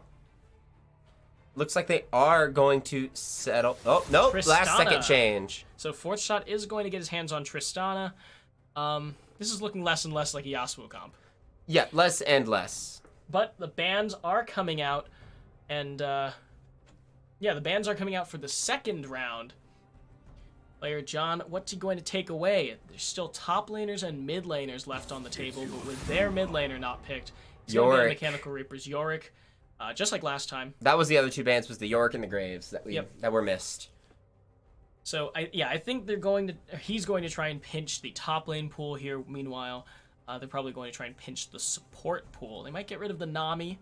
Ari Panda, does like Nami. Yes. So, well, I mean, we're gonna have to see. 2 seconds, and Mechanical Reaper going to ban Akali, keeping that away from Icarus. Not as a good pick. There's currently a couple of very squishy members, and you have a little bit of a micro stun first, but that execute damage from the second dash does a whole lot to especially like Kaisa Graves. Yeah, and now the final ban for Team Neverlucky, it's going to be an Alawi.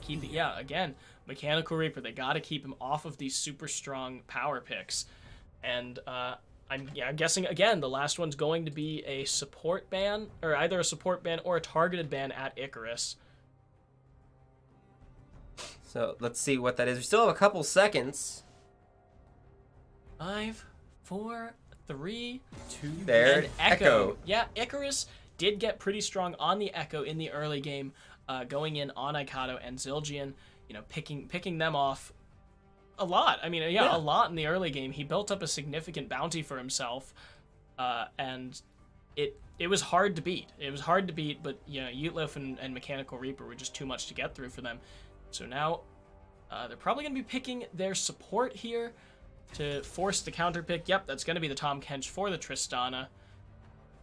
That's an interesting pick because Tristana does have pretty reliable self-peel, but with the Dark Binding, I can easily see the Tahm Kench being there just for insurance. And it looks like Yasuo being hovered here for Yeatloaf. Are they gonna? No. No, it is Ari for King Yeatloaf, and now Zildjian is going to pick up Mechanical Reaper's top lane. Let's see what it is. Oh, the Zac hover. It could be a Zac top lane. That's an old school pick. That would be. Nope. Instead, he hovers Zed. There we go. That's more a top laner. That's a more Mechanical Reaper pick. Shen is also a Mechanical Reaper pick. So we are going to see the full team comp coming out here for the top lane support group. And now Ari Panda going to pick up the mid laner to round out their comp. They are, and we see. Could still be a Yasuo. Could still be a Yasuo, honestly. Just alone with Malphite, getting the knockup does a whole lot. Malphite, it's an AoE knockup, so that could be a great deal of damage. It's going to be Lissandra instead. Icarus taking it a little safer this game. Yeah, he is. And just a patch ago, there was the change to the Lissandra passive, the Frozen Thralls. Whenever an enemy dies near her, they turn into like a shadow ghost. Ice zombie. It's basically Scion passive, or it's Kog'Maw passive. It's basically Kog'Maw passive, but turn people everybody into Kog'Maw passive. Yeah, everybody turns into a Kog'Maw passive, and that does a lot of damage whenever they wander around. They're just slow enemies. Very slow. They're very slow, but they explode for a massive amount of damage. Yep. So, and if you're not paying attention, or if you in the middle of a team fight forget that Lissandra is that has her new passive, that can very easily turn the team fight and screw your entire team, getting hit by a giant burst of like 400 or 500 damage. Well, yeah, and it's very easy to forget, especially because it's something that just happened this patch. It's not something that you're used to, and since you're not going to be thinking about it, you're in the midst of everything else you're going to be thinking of. Especially, like, for instance, if you're Ari Kaisa, you're going to be like, all right, Jax is going to jump on me. Malphite is looking to, lock me down and keep me there. Tristana on the other side, and all of a sudden, boom, Frozen Thrall explodes, and you're like, wait, what? Morgana died, and now we just took a bunch of damage. So, this is, that's pretty team fighty. The Malphite, Jax, Lissandra, Tristana, all of them going for a lot of that AoE. I mean, Jax provides a lot of AoE CC with his Counter-Strike. He can zone off a significant chunk of the enemy team. Tahm Kench there for more, just more protection, and as well using that River King to get across the map. So on the other hand, we've got the Ari, the Morgana, Shen. That's looking like a lot of pick, especially with the collateral damage from Mikado. The Killer Instinct from Kaisa being able to just get around and lock down, individual picks. Yeah. The only problem with that, though, is three people who'd be easiest to lock down and pick, Jax, Lissandra, Tristana, all have escapes. Yep. Even more so with the Tahm Kench. Tahm Kench has the escape. It'd be easiest to lock down Tahm Kench and Malphite. However, Malphite's a tanky boy, and Tahm Kench has the gray health, so you're killing him twice, basically. So it's going to be very difficult to execute these picks. I mean, I think that's why the Graves Kaisa is so good here, because Kaisa, shreds through. If you build that on hit, she just shreds through a lot of health. And with a support Tahm Kench, you don't get to build all of the tank items. You just get to build some tank. So either you build a bunch of health that she shreds through, or you build some armor and some health, which is still pretty easy to get through when you're a strong Kaisa.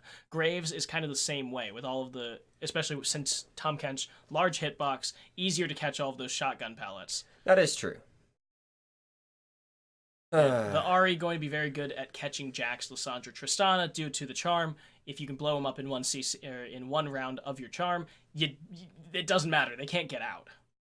And we are going to see 3 teleports again. Icarus taking it now instead of Yeetloaf, but then both top laners taking teleport as well. Looks like Yeetloaf is going for a more aggressive lane with the ignite, and Icarus is looking for more map pressure, the way that Lissandra has been.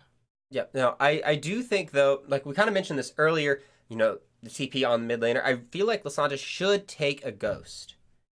I feel like Ghost at this point is a lot better. Of course, it's a shorter cooldown. You still move really quickly across the map. You can use it in lane as well to get lane pressure if you're chasing. And I honestly feel that Ghost is a lot better than teleports. There's a lot better purposes and has a shorter cooldown. I don't know. I feel like that's a yes and no sort of situation, because Lissandra is one of those champions that kind of takes teleport because she doesn't really need anything else. We do see a Prestige Edition Kaisa from Yabyinda. Yeah. And then Arcade Ahri, Snow Day Graves, Pulsefire Shen. Meanwhile, on Team Neverlucky, Ironside Malphite, Nemesis Jax, and that's a Chroma as well, Rocket Girl Tristana, and then Earth Kench. So... I thought that was the natural. Oh, okay. The armor's a different color. I was like, wait, that's the normal purple head. No, it's the same. It's the same splash art. It's the same splash art. It's just different in game. Oh, okay. I was just like, wait, it looks exactly the same, but okay, you know that'd be why. chromas work? Well, no. No, I don't. I don't have chromas. They cost extra money, which I don't have. So we are about to get into game here. Everyone buying their starting items, heading to their starting positions, and the gates are open. Are you going to introduce the blue side? All right, yeah. Oh, well, I mean, we can. On the blue side, once again, we have the top lane support group with Mechanical Reaper in the top lane on Shen, Aikido in the jungle on Graves. Whoa, the flash forward by Icarus. Going to get the Aftershock off, but the flash taunt doesn't quite get it. Icarus very low. Yabyinda flashes forward, but he's now forward. Aikido with the ignite on him. He has to flash away. Ari Panda in there, going to get killed for first blood. Now Force Shot and Yabyinda duking it out here. Force Shot going to die. Oh my god, it's a 2-0 already for the top lane support group, only burning 3 flashes, an ignite, and an exhaust. Yeah, that's it. And that was for a flash, heal, and ignite as well on the other side. But anyway, so going back, top lane support group, Mechanical Reaper, Aikido, King Yeetloaf in the mid lane on the Ahri, Yabyinda, and Zildjian rounding out the bot lane as Kaisa Morgana. Meanwhile, on the red side, we do have Team Neverlucky, player John on the Malphite in the top lane, Moose on Deleuze in the jungle on the Jax, NHG Icarus playing Lissandra mid lane, and in the bot lane, FOTC Force Shot and Ari Panda piloting Tristana and Tahm Kench. We are going to see Neverlucky losing 2 kills for nothing early in this invade, but we have to see if they're gonna bring it back. You know, I guess they're not super strong early, and Mechanical Reaper and Yeetloaf should be able to bully their opponents, as we see right here. Mechanical Reaper Actually, Mechanical Reaper has Unsealed Spellbook, so he will not be having those the grasp healing that we saw last game from the Shen. But player John has Arcane Comet, so both of them going for, player John going for damage and Mechanical Reaper going for utility. Yeah, and that's something that's really, I guess fortunate for player John is Mechanical Reaper does not have those grasp stacks to help heal back his health from all these Arcane Comet procs. Yeah, so you're playing for keeps on health, but player John, he's taking a lot of damage here. Yeah, Mechanical Reaper. I don't think anyone... No, okay, so Yab Yinda went back and got a longsword. But I don't think anyone else... Or I suppose Zildjian. Zildjian got a control ward and a potion. But, yep. No one but Yab Yinda got extra combat stats. So, except for the bot lane here, the lanes should be pretty much equal in terms of combat, just because, because no one got extra stats. But now Ari Panda eats up Force Shot, jumps forward. Yab Yinda trying to get around, actually tries to take down Force Shot and succeeds. Yab Yinda with the kill. Now Ari Panda can't devour. That's a double kill by the Kaisa. Yeah, and now she's just... Now Moose on the loose, going to get the kill credit there.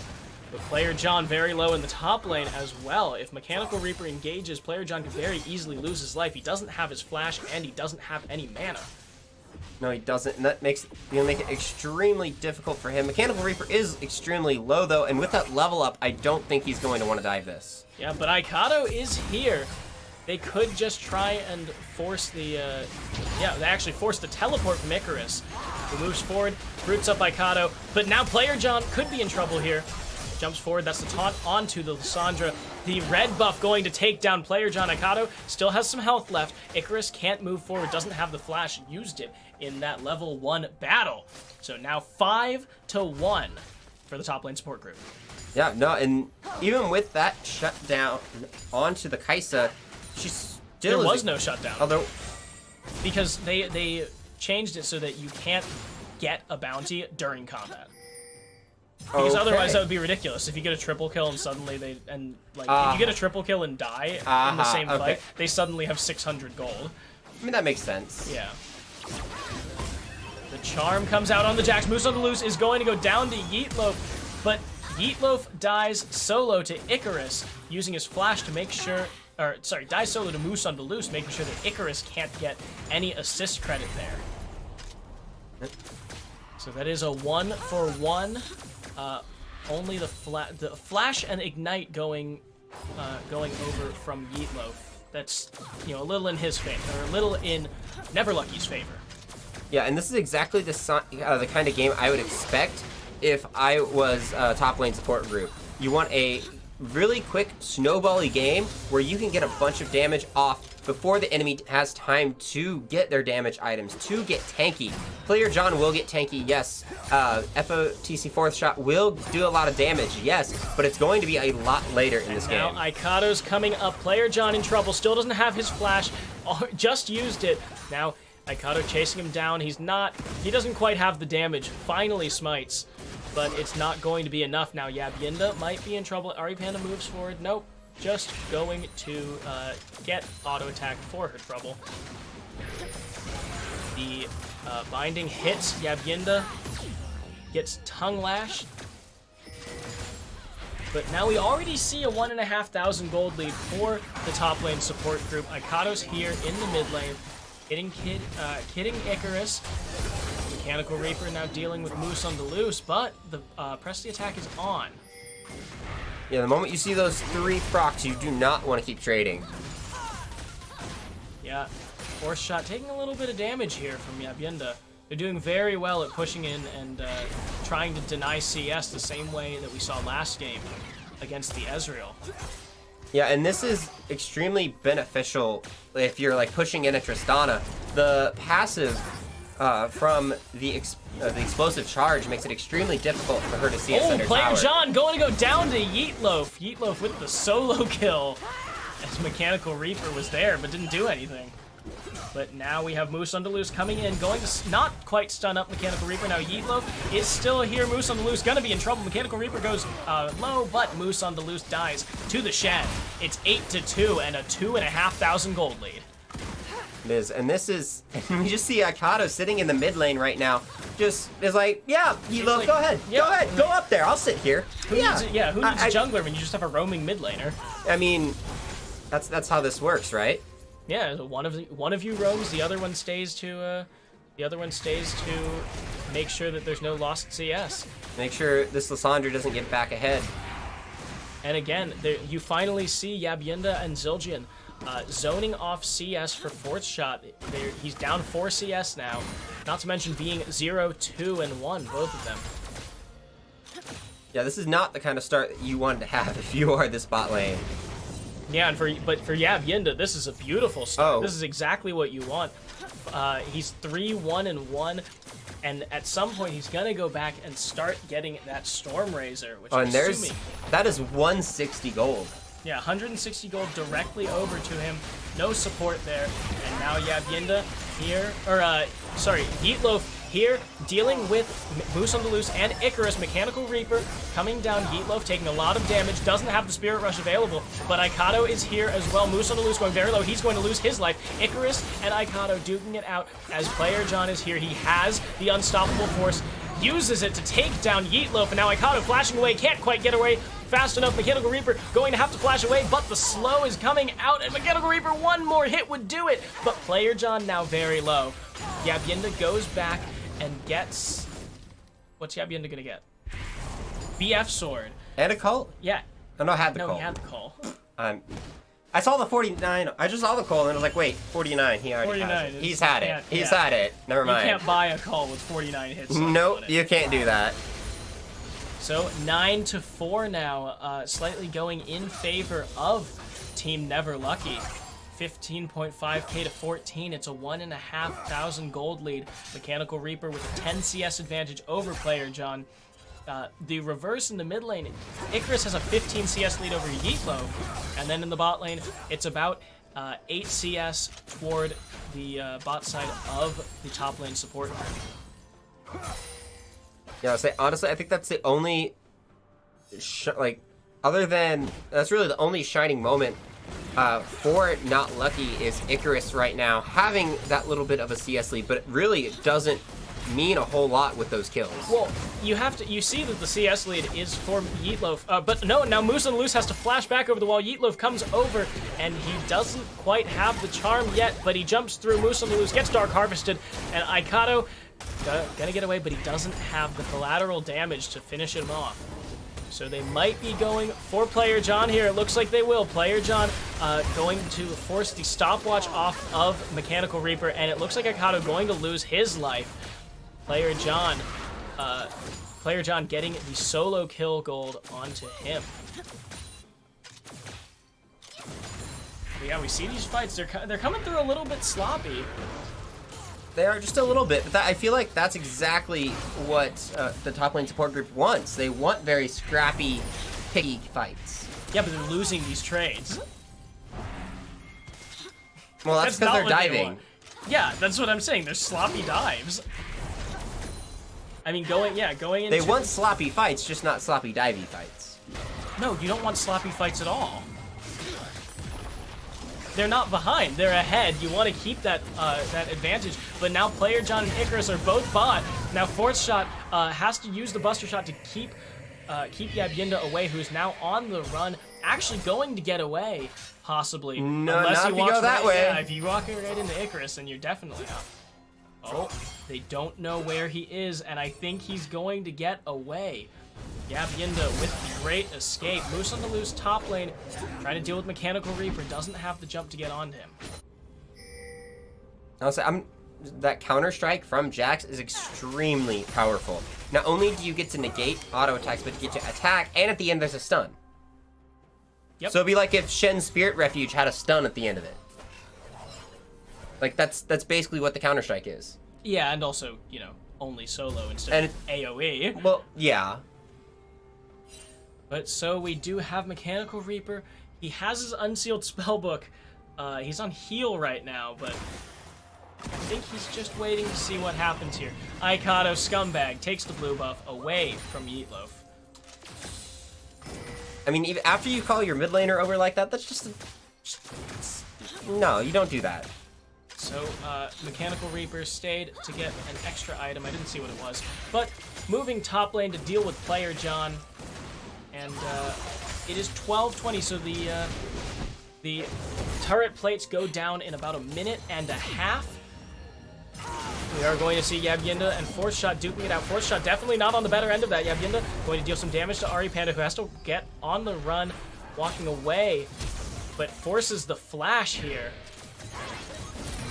Now we have Moose and Icarus both in the mid lane, trying to take down this turret, but the Bulwark is now on. That's 25 extra armor and magic resist, so they're going to back off.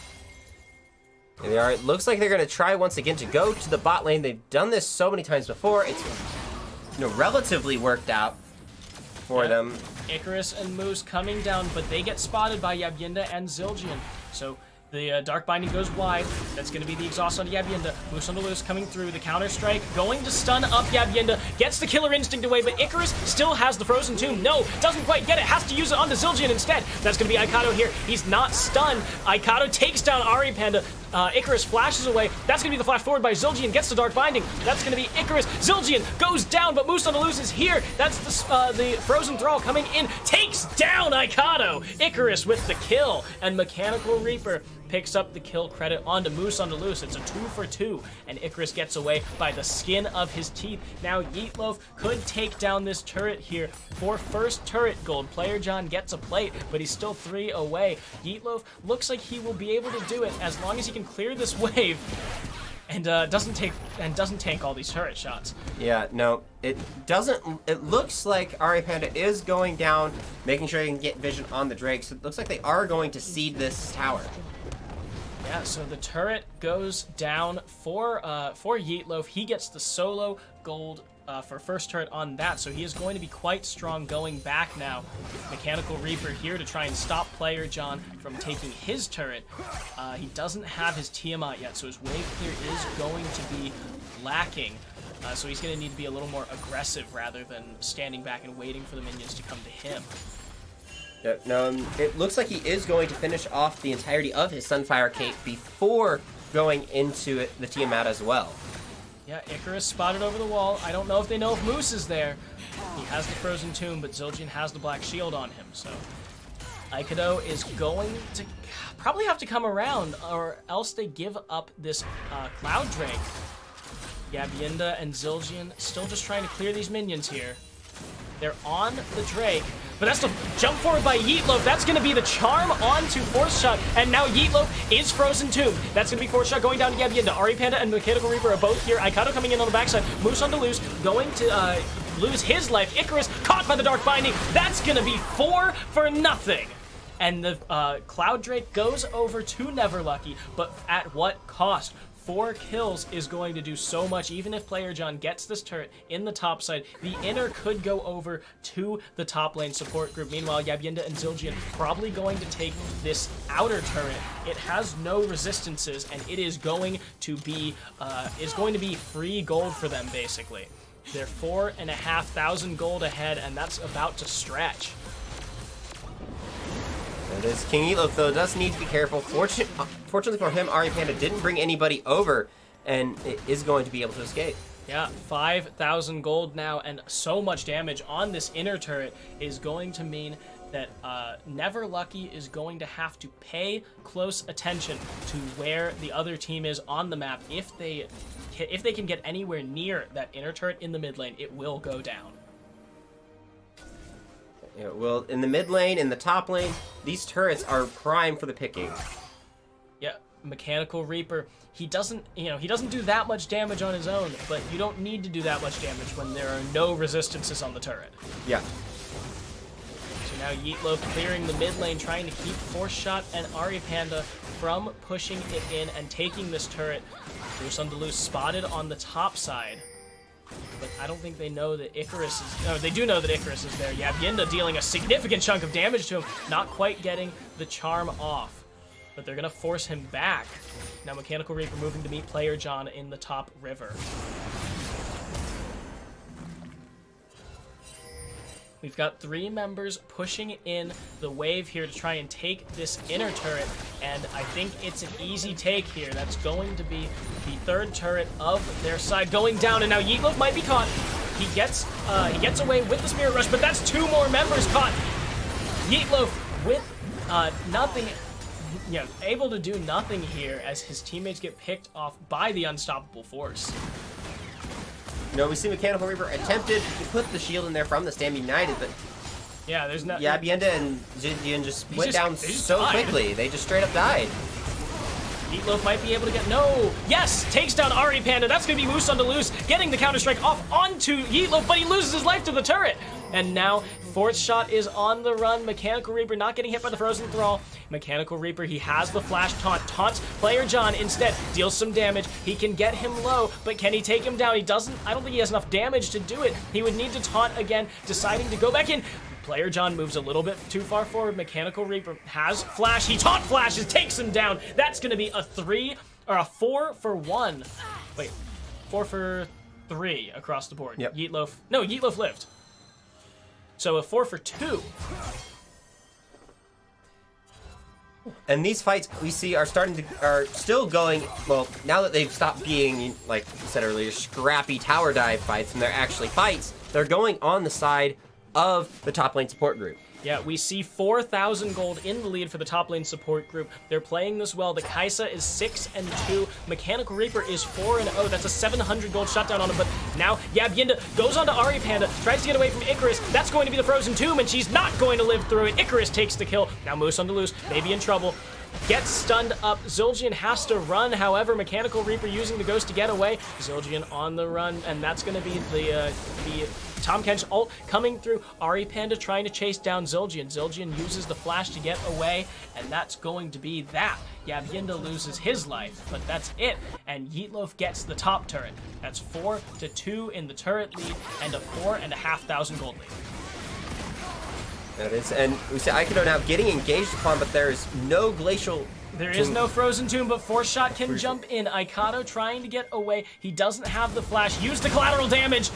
Used the his end of the line delayed him enough that he couldn't make it out. 4th shot flashed forward for the kill and got it. And with this Drake, the Drake is now coming up in 20 seconds. Aikado will still not be up in that time, so they could rush this Drake. Yeah, but if they do, and they do it too sloppy, not enough.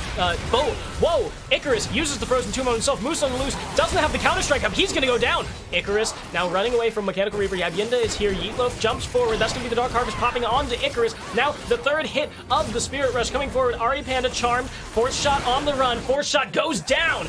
That's what I was talking about. If they move forward, if they take a sloppy fight, that's going to be the win in the team fight for the top lane support group. They're now 5,500 gold ahead. They get the Cloud Drake, even it up 1-1. And now their eyes are on the Baron. It just came up 20 seconds ago, so they need to get control over it. Yeah, they do.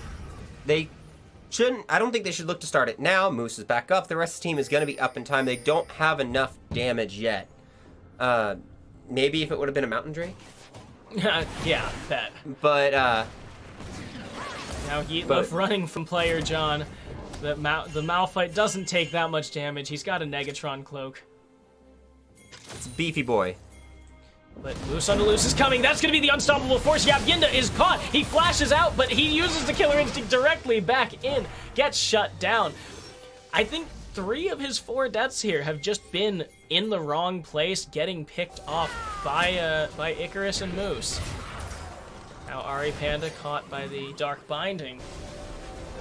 But with the ADC down, this is prime time for Neverlucky to look to try and take this Baron. Yabyinda up in 8 seconds, and Mechanical Reaper still on the top side of the map. His smite is... Why is his smite on cooldown? That's not possible. The teleport came in. Mechanical Reaper is here. That's going to be Aikado going very low, going very down. But Icarus loses his life as well. Zildjian, that's 2 for 1. Yabyinda's finally here, but Yeetloaf gets the charm off on Ari Panda, takes her down. Now Mechanical Reaper and Player John in the Mexican standoff. Yeah, it does, though. It does dissuade Never Lucky from getting the Baron as well. That fight. Yeah, even though you took away their jungler, you can't take it with only 3 members. So you're going to have to back away from that Baron, or just risk throwing the game there. Mechanical Reaper chasing down player John, trying to get him away. Oh, that's going to be the jump forward. Moose on the loose gets the stun, and again, Yabyinda caught. Oh, no, but he gets fourth shot. Now, Mechanical Reaper is here, and Moose on Deleuze goes down as well. A 2-for-0, a beautiful, what they thought was a catch with the Stand United. Yabyinda comes back from it and gets the 2 kills there. And now they can start the Baron with all 5 members alive and well, and with the enemy jungler down. They can go for this. Icarus goes in, might get caught, gets taunted, gets charmed, gets killed. That's going to be the teleport coming in from player John, but now Aikato and player John duking it out. He has the unstoppable force, but I don't think he has to use it to get away. Aikato has collateral damage in just a second. It's coming up. It's up. Player John flashes it, but the cone takes him down. Now Ari Panda is here. Yabyinda dealing damage. They've got to finish this Baron. Yeah, they do, don't worry. Okay, Mechanical Reaper had the smite. So now, Baron on 5 members. They're 9,000 gold ahead. And they're looking to start taking some of these inner turrets. And they are. With this Baron buff, they are going to push as much as they can. A lot of their wave clear before came from Lissandra constantly spamming her Qs. But with the resistances on these Baron minions, that's not going to be extremely effective anymore. Yeah, fourth shot. A lot of his AoE damage is in both the explosive charge and the passive. With the exploding minions, Icarus doesn't go over the wall. But yeah, when you can't kill the Baron minions, you can't really chain those explosions into killing a bunch of Baron minions. So now Mechanical Reaper on the bot side with Yabyinda, player John going to get Cathian rained on. That's a lot of damage. Yeah, it is. Forcing Moose on Deleuze and Ari Panda to stay in the mid lane. They're going to try and push this turret, and I think they're just going to get it. There's nothing that player John can do. His unstoppable force isn't up yet. And now Mechanical Reaper going to get it, but Moose on Deleuze can't use the counter-strike. That's an inner turret going over. And now King Yeetloaf pushing on the top side, trying to keep Icarus, or possibly distract Icarus, so they can push in this mid. 9,500 gold in the lead for the top lane support group. They're bringing this minion wave in the mid side. Meanwhile, King Yeetloaf taking down this inner turret. Icarus is on his way, but I think, oh, that's going to be the Tom Kench. Oh, gets caught by the stun. That's going to be it. Yeetloaf is down. And now with but 3 members on the top, a lot was committed there. They can move into this mid. But that's the unstoppable force going to knock up Yabyinda. Yabyinda has to use the killer instinct to get away. The Stand United is here. The stun comes on to Yabyinda. Yabyinda gets around. The taunt comes out. Moose on the loose. That's a 4-man Black Chains. That's going to be player John. Ari Panda going very low. Forced to flash away. That's going to be player John going down. Icarus running away. The kill onto Ari Panda. The stopwatch not going to keep him alive for long enough. That's a clean... No, not a clean ace. Yeetloaf died in the top lane. But I think that is all she wrote. As the top lane support group pushes in this inhibitor, there's still 20 seconds left on any member of Never Lucky. They're going to take the bot side Nexus turret. They're going to take the top side Nexus turret, and the surrender is going to give the top lane support group a 2-0. And that was fantastic. Like you said, the Dark Chains coming through. Absolutely glorious from Zildjian. Getting a whole bunch of not just damage, but just zoning in general. Locking down, because as that works, the longer you stay inside the zone, you have a little bit of damage, but then you also have the stunt, the root come in after a short period of time. It's why Morgana is so deadly in these big team fights. So now we are going to turn it over to the interview desk where we have Ari, Panda, and someone else. I don't know, but take it. When? Which game? Hey everyone, I'm Ariel, Ari Panda West. I am here with FOTC Fourth Shot, the 80 carry that I was supporting these 2 games. So we're the losing team, obviously. All right, Logan, let's talk a little bit about game 1, because I feel like we really had it. You know, we had like the Leona bot lane. It's like my pocket champion. We were doing really well. And then What happened? Yeah, I think we just played the map pretty badly. We kind of took some fights that we didn't want to. I actually got caught a couple times that like I shouldn't have. It's like the Thresh, like a couple people on the team did. yeah. The Hex flash like right over the wall, like right in my face, like pulling me in. And then there was other times where he just like the Thresh just got on me and I couldn't do it. That and then the Xerath was a pretty big problem too. For sure. So do you think it was more of a draft issue, or do you think it was actual player positioning around the map that was just lackluster? No, I don't think it was more of a drafting issue. I think we picked a good draft because we pretty much dominated the early game. But when it came to the mid-late game, the Xerath just got pretty strong and we weren't actually able to do anything with it. Right. So we tried doing some calls for Baron and for Dragon. We did get all the dragons, but we weren't able to get the Baron and we kind of died for it. So yeah, maybe if we could have extended the game a little bit longer, with our team comp, maybe could have pulled out that win game 1. Yeah. Game 2 did not look great. No, that was worse. So what do you think about that one? Do you think that one was more of a draft issue? Because I felt like we were lacking some damage. Yeah, I felt like that I was the one that actually picked the bot lane, so I was wanting to play more of an Ashe comp, so I felt like we needed to engage, but I saw the Morgana, so I didn't feel like Ashe was going to be a better pick. So we kind of ran out of time, and I kind of forced him to pick me Tristana. I was also thinking about playing Draven because of Kai'Sa or Xayah in the Kai'Sa and Morgana. Yeah. I also told you to pick Tahm Kench, which was I don't play that champion like super often, but at the same time, like Tahm Kench has a super weak laning phase. He has a super weak laning phase, but he is very good in the Morgana, which through me kicking and screaming, with me not having Mark here, I didn't have anybody to grab me out of there. Right. You did eat me a couple times out of Morgana, buddy. Yeah. So I did, but then that level 2 fight. Yeah.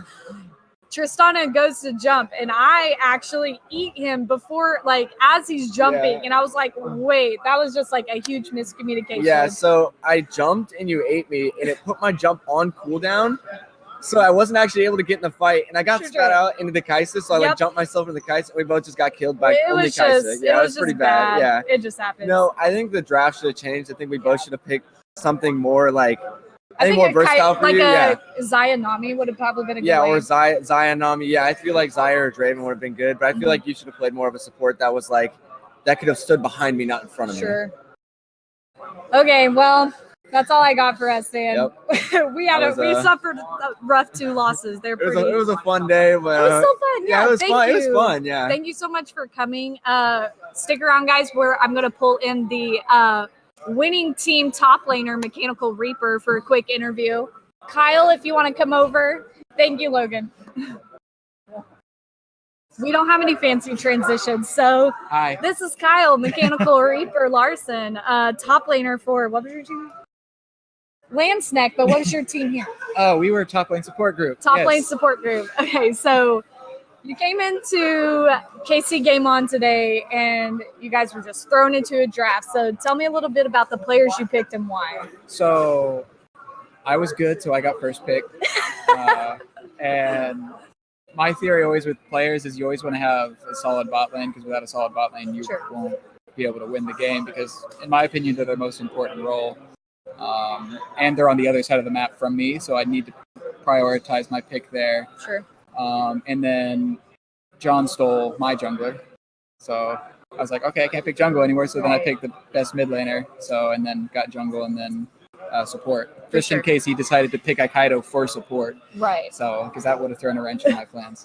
So talk to me a little bit about game 1. Actually, the losing team was doing pretty well in the early game. And so that was probably the closest match. And so what do you think determined your guys' win? Was it team comp? Was it specific team fighting at the right time? Baron calls? Oh, we really were losing that game. It was really bad. I was very worried. You guys were 4-manning bot a lot and getting a lot from it. Yes. You 5-manning once, I think. But what ended up happening was the key point, you guys were going for dragon, so then we pushed down mid, because this is kind of the fight that turned the game. Yeah. And then Zildjian Hex flashes over the wall straight into the front of the enemy team and then gets Varus out of it. So I was like, we're going to lose this fight if you Hex flash over the wall. But he got the 80 carry, so we won it. And I think from then, we just had it. Right. And then, your mid laner on Xerath, you can ult from halfway across the map. So he was able to poke out a lot of the enemy team before you guys even got there. Yeah. So it's like you guys can just engage. Don't give Thomas Zareth. I was going to say it's an OKLCS rule, like ban Zareth if Thomas is playing mid, but my team learned the hard way. Game 2, it was pretty much a stomp, like easy win for you guys. Do you think it was the team comp? Do you think, were there certain plays that really decided the game? Was it the level 1 cheese where the mid laner flashed into the enemy team 1v5? I didn't know if he flashed or if he walked into it or not. He flashed. Oh, that was a flash W? I mean, it was good. And then, like, even what ended up happening is I tried to taunt her, but then I taunted and then I flashed over her. So I was like, we're really going to lose this. You might. But no, I think just you guys went for the 4-man bot again, and I think they were ready. So they played a whole lot different. Sure. Even Yabinda, when you guys 4-manned the second time, ran into your guys' blue side and backed in a bush. Yes. So you guys had the same strategy, you just didn't get as much out of it. For sure. So it was definitely a weaker champions as well. Tom Kinch having not the greatest laning phase, being more of like a mid-game carry where he can just ult his team into the enemy team. But unfortunately, it didn't work out for us. But congratulations, you guys each won a $10 Amazon gift card. Woo! And I'm super thankful that you guys came today. Appreciate it. Guys, that's all we have here. Unless the casters want to say something, I think we're good. So, David, back to you. Thank you, Ariel. So that will be it for us today. Both of those best of threes are now complete. Congratulations to the winning teams, Sail It Down Mid and the top lane support group. They will all win. They all won $10 Amazon gift cards. Whopping 10 whole dollars. 10 whole dollars. And you could use those $10 to buy more. Yep. You could buy more Amazon gift cards. Buying more Amazon gift cards. So, that is everything that we have for you here today. So from all of us here at GetRECt, thank you for tuning in, and we will see you whenever our next thing is. Yep. I'll say the 2v2 winter draft. Oh yeah, we've got a 2v2 winter draft next weekend. Next weekend. I think it's Sunday the 9th. Whatever Sunday the 9th. That is. So make sure to check us out. Join the 2v2 event. Yeah. And we will see you next week. Goodbye.